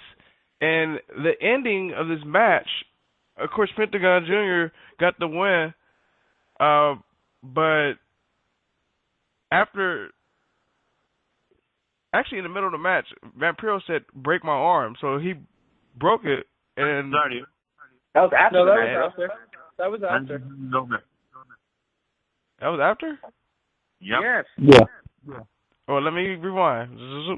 He got the win, and after, he broke his arm, and then I believe he grabbed the mic and said, "I'm your master," and because he was already praying to his master after the win, because that's what he does. So that's one crazy twist how he basically tested him like that. It was McMaster versus, the person. I don't know what that. Yeah. So it was crazy. It was a crazy twist there, and I thought that was good because by the looks of it, at the end of Lucha Underground, they show like a vignette of them, and I guess they're gonna stick together when it comes to next season. Yeah, because in Spanish, Pentagon asked Vampiro, "Where are we going?" and he told them that we're going to a dark place. Man, that was so. I love that at the end where he's like, "Where are we going?" and Vampiro's like, "To a dark place." That was such great. This match was, like you said, Skitch, it was fucking brutal. I'm not usually a deathmatch type of person. I watch a lot of the old like CZW stuff, and it makes me cringe, especially light tubes. Like whenever I see light tubes come out, it always makes me fucking cringe because of how easily somebody can fucking get hurt. Nick Gage almost fucking died because of a light tube cutting an artery and then was bled out. So whenever I see light tubes, I cringe a little bit. But it was perfectly executed. It was a hell of a brawl, and that's what it was supposed to be. And it was great to see, Vampiro in there, I think, for one more time. And it's, like I said, you look at him and he's older and he can't really wrestle anymore, but you still felt kind of good just to see him in there one more time. And, Pentagon Jr. is just, I can keep praising him week after week, and I'm probably going to keep praising him because he's one of the best. Can't wait for PWG, his debut. I want to see what he's going to do there, dude. Like, it's going to be nuts. Yeah. Zero medal. Yeah, and he's going to be in AAW come November as well, so his presence in the United States is definitely getting bigger. So it's going to be crazy to see how much he comes to the United States, where he ends up. But this was great stuff here. I loved it, and like you said, the twist at the end with Vampiro being Pentagon Jr.'s master, crazy. You know, I kind of had a little indication, but I was like, no, I'm thinking too much into it, but it ended up happening, and I was like, oh shit, that's a good type of swerve. That's a good type of swerve. Let me ask you guys this question though. You guys' thoughts on Vampiro possibly stepping down from commentary with this twist here? I kind of hope he does, because I heard the commentary of the other dude. I think he's better than Vampiro. I just thought Vampiro was better off in Spanish than English. I just don't think him and Matt can do it together. I mean, now lately they have, but this new guy, he's not that bad. Well, Lucha Underground, I will throw myself out there. Hey, if you're looking for a new commentator, I mean, I do some pretty good work, you know. You can check me out.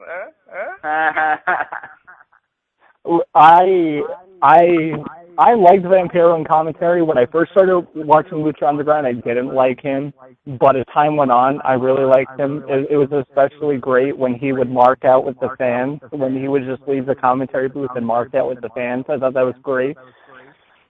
And see, it goes back to Matt Stryker. Like I said, he's good, but there's so many times when I watched Lucha Underground over the past year where I was just cringing at his commentary. It's like, the guy can be good, but there's so many moments where he's just so, he's so terrible. Yeah. Okay, look at the next... Can I comment on his match? Because I was there in person to see it. I mean, it was they never edited anything out. It went exactly how it was. They ripped the mask off of Pentagon. Well, you didn't see his whole face, but it looks pretty scary. Only one part was scary during that match was that one of the light bulbs hit a little girl after I believe it's the one when Pentagon hit Vampiro right in the head, or the one that flew out and hit a girl on top. And then the security took the girl out because she was crying, and the parents and the family. And I think she was okay afterwards because she came back after the Vampiro match. That was scary in that part of it. Yeah. But anyways, back to that match. Yeah, it was brutal. It reminds me of Vampiro. It's kind of like how the last time I saw Vampiro wrestle in XPW back in the day. He was in a hardcore match like that. And he moves faster back then than he was moving now. He was coming out, when I was there, I was thinking, oh shit, this is WCW Vampiro. When Vampiro was like sick and twisted and fucking putting Sting on fire and shit back in those days. It was, it's gonna be crazy. But then when he, I love it, yo. I love it, Oscar. That was like a little mark out right there. I love it. Yeah. Yeah, I feel like I'm the only one that watched WCW back in the day here. But anyways, but when Vampiro got in, he's moving and all that. I was thinking, okay, he's done. He cannot be moving around anymore. And he was skinny and taking more spells than anything. But, give him props. He was going through all that shit, thumbtacks, all his Pentagon. He was down for all that shit, too. They both wasn't scared of getting hurt. And pulled it out. Dude, when is Pentagon Jr. ever scared of getting hurt? So when is Pentagon Jr. ever scared of getting hurt? I never seen him in a hardcore match before. I mean, most guys were scared. Like, Sheamus was scared to go through a table. There's some guys that, like T.J. Perkins, didn't like hardcore matches. He's sitting on our show. He doesn't like hardcore matches. Right. Pentagon Jr. looks like a tough dude. Like, he doesn't give a fuck, period. I mean, just by looking at his character. Like, you can't have that character and you scared to go to a table. Like, that would be, like, But, Matt and Orton, I don't know if you guys gave your thoughts yet, but talk to us about this match, because I know you guys highly praise this match. I'm kind of with Oscar on this one. I was a huge Vampiro fan back in WCW days. I kind of marked out a little bit inside. The match was brutal. Once I saw the tubes come out, I kind of marked out again.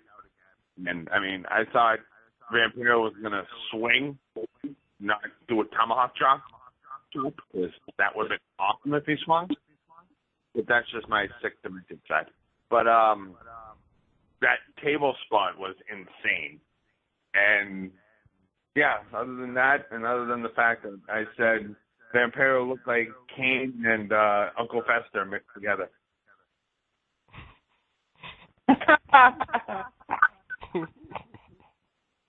Well, basically, you're supposed to be a fucking evil priest, but yeah. What about you, Matt? I thought the match was fucking fantastic. I saw it pop up on my Facebook feed today, so I was like, oh, fuck it, I'll watch it. And it was a really, really good match. I'm excited to see Pentagon Jr. at PWG. That's probably going to be one of the highlights of my weekend. And turn it up. Next match, Gift of Gods match, title match. Basically, the winner of this match basically will, get a title shot in the near future. I guess kind of like Money in the Bank. You're explaining it kind of wrong. Can I explain it? Go for it, buddy. Okay.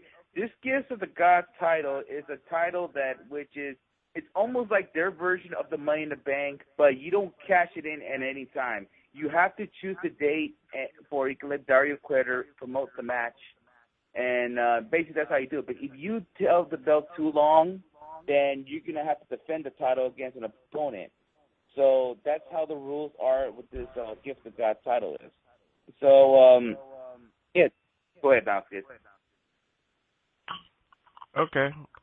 Basically, the match, you had Big Rick. He was in there. You had Jack Evans. You had the gorgeous, sexy Star. Aerostar was in there. You had my boy Phoenix was in there. Who else was in there? Help me out, guys. Because I don't have the exact name. Okay, Belonga. You said Big Rick? Yeah. And King Cuernos. I think that's all of them. Cuerno's a fucking boss. Cuernos. Yeah, Cuerno's a fucking boss. Cuernos. I'm gonna call him Cuerno, whatever. Cuerno. Cuerno's a fucking boss. Just say King. Just call him in English King Horn. I'm gonna call him the guy that comes down with the horns. Yeah, King Horn. There you. King Horn. Like the match was crazy. Like it was like fast paced. Everybody got spots in the match. But the winner is Phoenix, who is also gonna be at PWG. Honestly, I really wasn't too hyped about this match. Like it was like whatever. It was like that one match you got to put in because it had to top the match you watched before, which was the Pentagon Jr.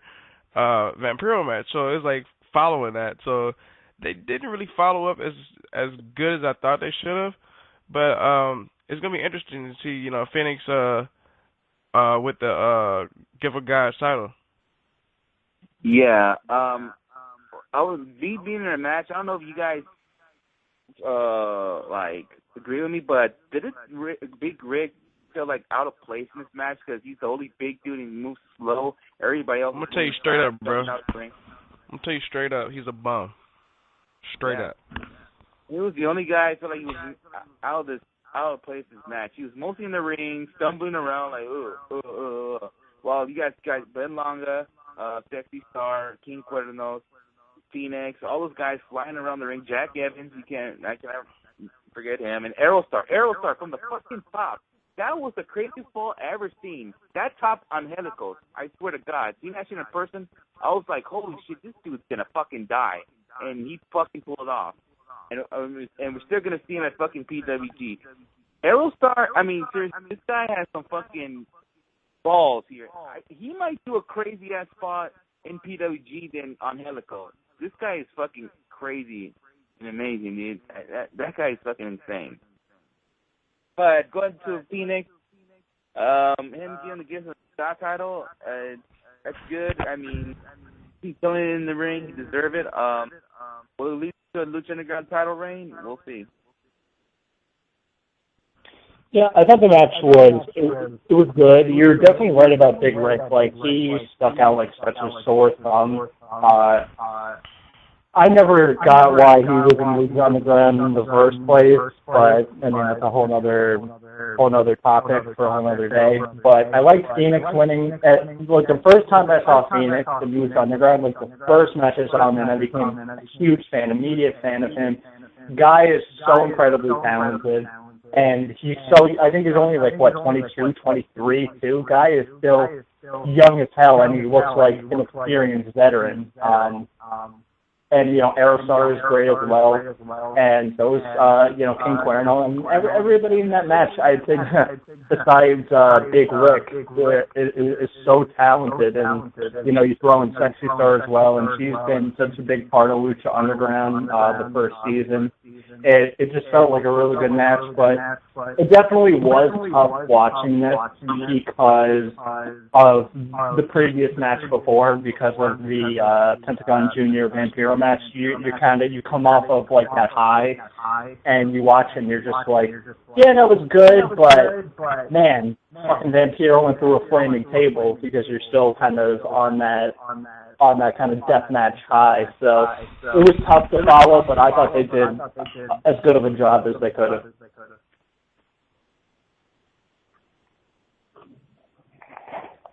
Definitely, man. Gentlemen, you guys catch that? You guys catch that match? I think Ort did. I did, and like I said, who was the guy? I'm not sure that you said that flew off the top. Aerostar. Aerostar, yeah. I was like running around trying to make myself food. I was watching back and forth. I come back, I just see him do that. I'm like, okay, so he just doesn't care about his life. But I agree. What's his name? Slick Rick? No, Rick, whatever. He's a bum. Who cares? He didn't want this match. Him and his eye patch can go back to the Pirates of the Caribbean. What about you, Matt? This is the only match on the show I did not catch. Damn. Yeah, you missed that one, buddy. I'm gonna tell you straight up, like, that title is like an interesting type of title, as Oscar explained. It's kind of like, the one that TNA has, but just like Oscar said, you have to catch it, but basically tell the guy who's like the basic man that you want to have, your title match, or you have to put that belt on the line, which is, I guess, different. Let's move on to the next match of night 2. This match was garbage, straight up. It was a waste of my time. Texicano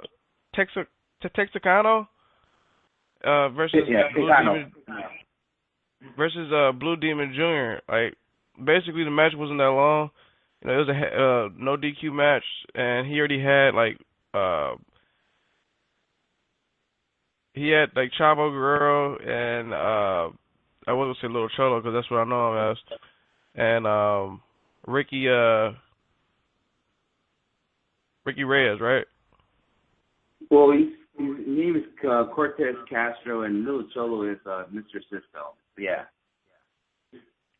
So he basically had those guys to help him out, and it was a quick win because Chavo Guerrero and I guess the Blue Demon, I guess their families, they have a long history of not liking each other. So it looked like Chavo was going to come help Texicano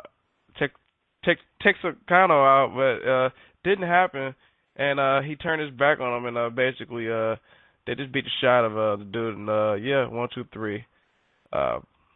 Yeah. Really nothing to talk about in that match. We just go into the main event. Main event for the Lucha Underground Championship. This match was a long fucking match, too. Prince Puma against... Can you say the guy's name, Oscar? Mil Muertes. That match was insane. Insane matchup with those two. My boy... Prince Puma, a.k.a. Ricochet, such a killer.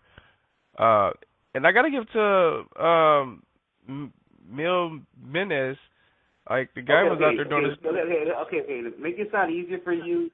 I'm going to call him Double M. I'm going to call him Double M because his name starts with an M. I'm trying to translate for you. 1,000 deaths. So you can say that. You said what? 1,000 deaths. That's what Mil Muertes means. You can say that in English. All right, 1,000 deaths. That guy, I gotta give him props. Like, the dude, for a big dude, like, he was definitely great in the ring. Got to give both dudes props. But we have a new Lucha Underground champion, which makes the stable of 1,000 Deaths and the trio tag team champs are champs. Yeah, Disciples of Death and Moon Muertes, they all got gold now. Going back to this match, it was pretty good. I mean, seeing it in person, it was a long ass match. I thought that they were probably going to edit something because it was really that long, and then they didn't do anything. They edited anything out, and it went to Moon Muertes' way. I was shocked because I thought that Prince Puma was going to walk out, but they decided to give it to Moon Muertes. And who's better off to give the title to is Moon Muertes. He's been on a roll since he actually lost his casket match against Phoenix a few months back, and ever since then he's been on a roll. And they're making that death stable strong. Now they all got the gold, except for the Gods gold, you can say. But yes, they all got championships. And we'll see what happens in season 2. I want to give dude credit. I don't give a shit. I know he's a big dude. He's more of the type of guy that the WWE would look for back in the days. But the guy can wrestle. He's good. I got to give him props. Yeah, I've been seeing him around his whole career pretty much. I remember seeing him in TNA back in the day, and he's going to be wrestling in AAA this weekend at Triple Mania 23. You guys want to give thoughts on that? Because we can, if everybody gives their thoughts out quick, we could probably throw out the card for the AAA show. I was definitely entertained in that match. That might have been one of my favorite matches, aside from Vampiro and Pentagon.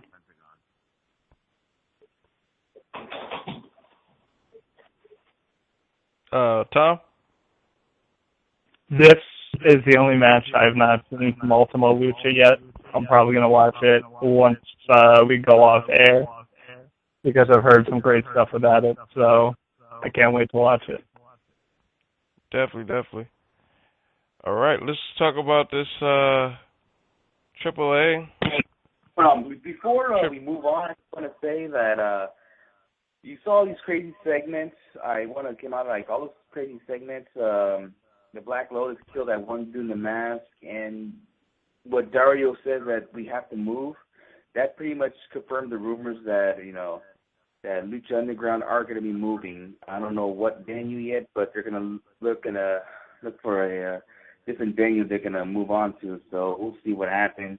Maybe we'll find out this Sunday when I'm at the Wrestling Guy store. Basically, you're saying is from when everybody was in their cars and shit leaving, right? Yeah. Well, yeah, but remember there's a segment during the show where Black Lotus killed that dude in the mask, and then Dario said we got to go because we started a war. We got to go look for another temple, which means they're going to look for another venue. So they pretty much confirmed that because that was a rumor at first that they're going to be moving to another venue, and that pretty much confirms it. Yeah, I know Orton. I know you watched the end. Remember I told you to watch it? I don't know if you watched it or not. I legit just watched the end. I put you guys on mute, and I legit just watched the end, and I definitely agree with Oscar and the fact that the way it ended makes it think that they're moving to another venue. But also, I want to mention when you were talking, I think Oscar was saying when he was talking about Pentagon Jr., I kind of like how Vampiro is kind of I'm going to bring my nerd side out, the Emperor from Star Wars, kind of like. All right. That's a good one. But anyway, so, Oscar, can you, yeah. Go ahead. Can I what? I was going to say, because some of these names here that's going to be at the AAA Mania one more thing event. I can't say their names. Okay, before we talk Triple H one. You guys noticed something in the end with that Lucha Underground sign? You saw a question mark there in the middle of the. I saw that. Booyah, 619. Wow. Are you really thinking the Rey Mysterio is going to come because of that question mark? You think that was Mysterio that was putting the mask on and had the hood on, standing looking up at the question mark? No, that wasn't Rey Mysterio, but what happened was we were over there at the fucking, at the line. We saw the question mark. We noticed it, and we're thinking, oh shit, is that showing? That means Rey, because they had it up there where we're online for the show, and then we're all talking. That means Rey Mysterio there, and then look who walked in backstage. We all saw Rey Mysterio there. We're thinking, oh fuck, he's gonna come out tonight, and he didn't. So that kind of shows you, yeah, he's probably coming season 2. Lucha Underground season 2. Yeah, I forgot about that question mark. You know what it reminded me of? The Hitler. I mean, not the Hitler, but not the Hitler, but not the Hitler. Yeah. There's a botch, big botch, Botcha Mania. He's holding his hand up high right now. That was a botch. But let's go to Triple A Mania and tell us the matches and stuff. So okay, just to let our listeners know, this is also going to be on pay-per-view, and it's going to be in English language, and then yeah, it's going to. Like I said, sorry, I got a little distracted here. Yeah, it's going to be in English language. Matt Stryker and Hugo Ivanovich, I can't pronounce his last name. First time I'm going to hear him commentate in English. The first time that's really interesting. They're going to be commentating in English. Okay, the card. The main event was, I'm surprised it's the main event, but it's the dream match. Rey Mysterio Jr. is going to be taking on Mystices, a.k.a. Sin Cara, the original Sin Cara. That's going to be the main event, the dream match. Can you say Botchamania? He hasn't been watching AAA, I'll tell you that right now. I don't give a damn. This is like another WWE matchup. I'm sorry for shitting on it. It's called the dream match. I think they're doing it just to rub it in WWE's face. Like, hey, we're doing this match. You guys didn't do it. You guys had them both, and you guys didn't do it. So we're doing it. Okay, let me see another thing I gotta see. Okay, for some reason the title's on the line, but the Mega Champion Alberto El Patron is going against Cage in a hair versus hair match, and it's not for the title. I remember Nathan was on Monday. He said, "Is this for the title?" And I just looked. It's a non-title match. I don't know why, but that's what's going down. Hold on a second. I'm trying to look at the rest of the card, but this thing's not loading up. I'm sorry. Hold on.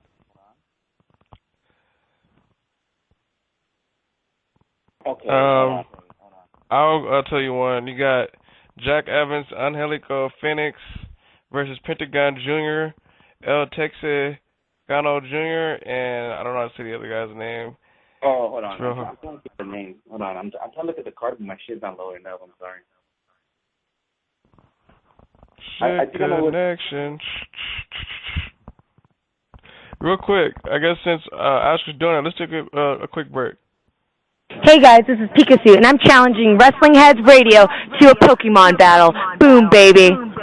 My name is Rich Swan, and we're at PWG, but you are now listening to the Wrestlehead Radio. Good afternoon, this is England's Zack Sabre Jr., and when I'm not drinking tea and hanging out with the Queen, I am always listening to Wrestling Heads Radio. Cheerio. And we're back. I hope we Oscar shit loaded up on that commercials. I'm still loading up right now. Hold on. I think it's best for business if we move on, because it's looking like that connection's not looking so well over there, bro. I don't know what the hell's going on. No, it's a pay. I don't know. The show again. So So this hair versus hair match, guys. Who do you guys think is going to lose their hair? Running fast enough. Gentlemen? Oscar's hamster isn't running fast enough, sir. But I don't know. I think Brian Cage will probably end up losing some hair and maybe come to Bolo with a new hairdo, as you said, Skits. I'm going to go the opposite. I think that Triple A is really building up Brian Cage as a machine. I think Cage win this, and El Patron gets a new hairdo. Yeah, I agree with Tom. I for some reason they put it as a non-title match, and it doesn't make sense for having Patron beating Cage and it's a non-title match. It's weird that they're not putting the title match in their biggest event, and it's just strange to me. So this feud could be continue on. I think they're going to go on for another maybe a few months. So I think Cage is going to walk out the winner. And I finally got the whole thing loaded up. Hold on. If you want me to get to the rest of it. Go for it. All right. Okay, it's going to be a tag team match. Blue Demon, the legendary guys. Blue Demon Jr. is going to team up with La Parca going against Messias and Electroshock. And Messias is Mil Muertes, the Lucha Underground champion. Los Veneranos versus the Psycho Circus. Los Veneranos, if you guys don't remember them, they were in WCW back in the day. Veneranos 3 is this is his final match. He's going to retire. If you guys don't know who they are, go on the WWE Network and check out some WCW. You'll see them there. For the AAA Trio Tag Team Championships, the champions, the Hell Brothers, will be going against Jack Evans, Angelico and Phoenix versus Pentagon Jr., Hijo de Fantasma, and Tejano Jr. And I'm going to put this note there. If Tejano, Hijo de Fantasma, and Pentagon Jr. wins this match, Pentagon Jr. will have 3 titles in AAA. I don't know. I cannot remember anybody that has 3 championships from the same promotion. The only one I can remember is probably Lance Storm in WCW. What titles does he hold already? Okay, he has the tag team championships. He also has they have a mixed tag team division. His partner is Sexy Star on that one, and if he wins this one, he'll be the trios. So he will have 3 titles in AAA if he wins this match. What a beast! Yeah. And last match is like a mixed tag match. Which involves women and men. Drago, Ganya Kong, Desatina, and Pipilanda Esperanda, it's the drag from Lucha Underground. They're gonna team up. She's actually good. I gotta put her over. It's a her now, but okay. I gotta put her / him over. He can fight. They're gonna go against Draga, Sexy Star, Mini Psycho Clown, and Mamba. That's pretty much going to be like the opener of the match. And rumor has it they're doing some work with Paramount Pictures about Mission Impossible involved with this. Rumor has it that they're planning to do a crazy entrance for Rey Mysterio like they did with Terminator. And I guess this one's going to involve Mission Impossible. So possibly Rey Mysterio might do some crazy Mission Impossible stuff in his entrance. So that's the full card. They might add more matches on this pay-per-view event. So it's taking place this Sunday. I'm trying to check. Let me look at the actual timing because Mexico's timing is a little different. It's Central Time, I believe. But yeah, it's gonna go on. I guess it's gonna go on our time, 4 o'clock our West Coast time, 7 p.m. Eastern. So check out your local listings. You want to order it? Go ahead. I think it's $30. Let me ask you a question. Yeah. So, let me ask you a question. So, ordering this pay-per-view, is it the best in the world? But I think I'm going to do it. How much? Like a motherfucker right there. Can we just send everything Skits is saying tonight to fucking Matthew of Botchamania and just get a whole show called Skits of Botchamania or something? Oh man, you said Schizomania. Hashtag Axelmania. I'm done. Ladies and gentlemen, we are coming to an end of the show because I'm gonna botch it probably again if I keep fucking pressing buttons. So, who allowed him to toys? You said what? Who allowed you to touch the toys? I thought that was Matthew's job. You know what? Before Oscar says that word, I'm gonna have somebody else do it. Suck my dick!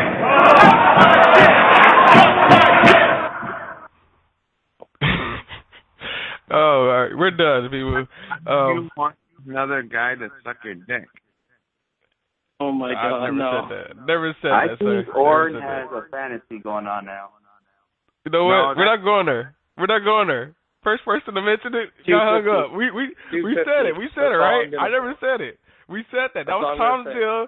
Tom said the first person to say that word gets hung up, so he got hung up. Love you, Orton. Don't be mad at me.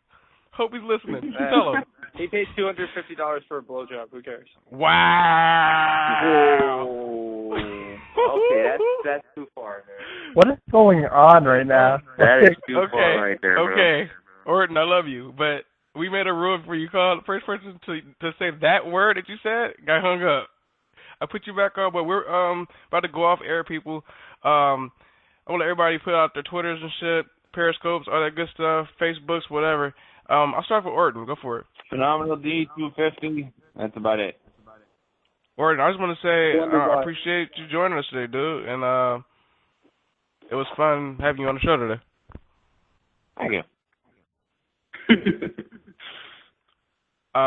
Go ahead, somebody. You know what? Fuck it. I'll go. You can follow me on Twitter at WHSkits, or you can follow Wrestling Heads at Wrestling Heads.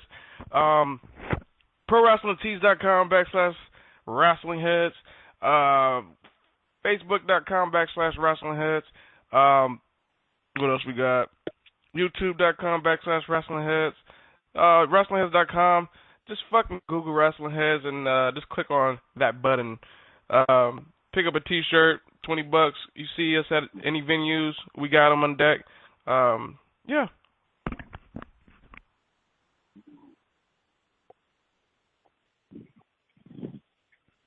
All right, since nobody's talking, I will go.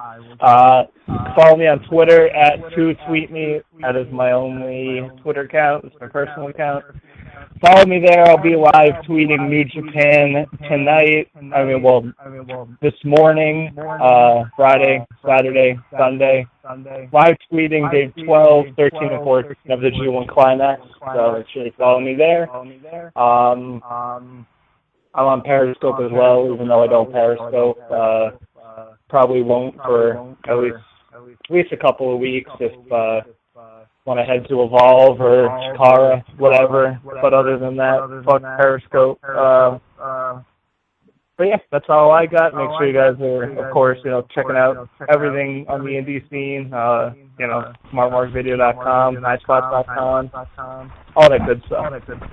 I forgot Periscope, WHSkits. And Facebook. All right, I get up here on mine, so my phone battery's dying. You can follow Tunes for 632 on Twitter, Instagram, and Periscope. Check out WrestlingHeads.com. Like Skid said, buy our shirts or come see me. I'll be at IWL this weekend. If you're gonna go to that show and you want a shirt, just come see me, and I'll have shirts ready. And Young Bucks, I'm going to go see the Young Bucks this weekend. And also, I'm going to see Chris and Joseph from Lucha Underground, and maybe he'll announce it. Maybe he'll let us know when Season 2 will start. And I can hopefully come on Monday and give you an announcement. Hey, Lucha Underground starts this day. So we'll see what happens. And next month's my birthday, so if Matthew Grant wants to pay $250 to someone give me a blowjob, I'm down. Wow.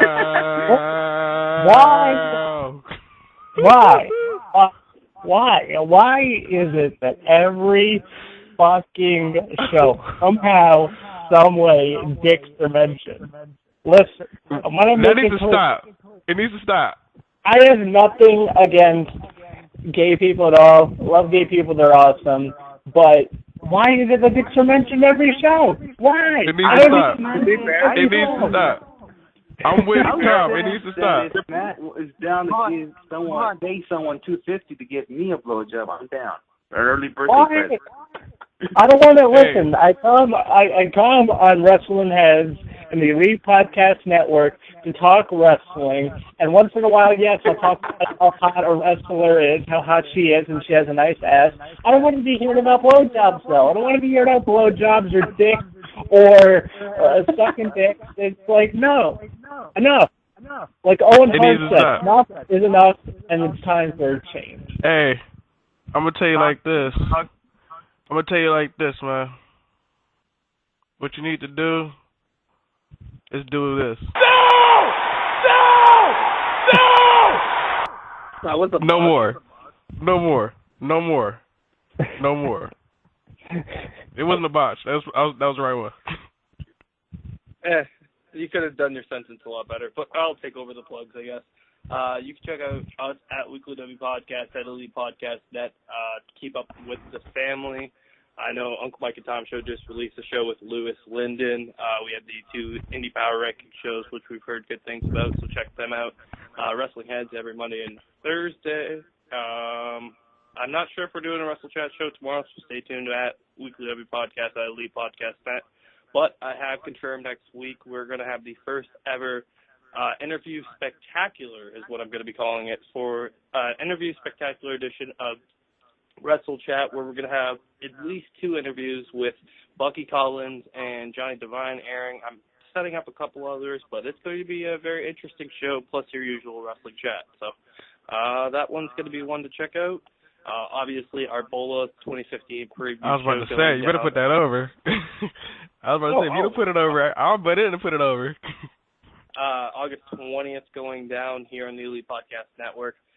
Best Busick is scheduled for the show, and we're setting up some big ones. So stay tuned to at Elite Podcast Net, and we'll be making the announcements very, very soon. Yep, and that's what it's looking like here on the Elite Podcast Network. Again, ladies and gentlemen, this is Skits. Oscar, Tom, Matt, and Orton. Until then, we'll see you guys next time. Peace.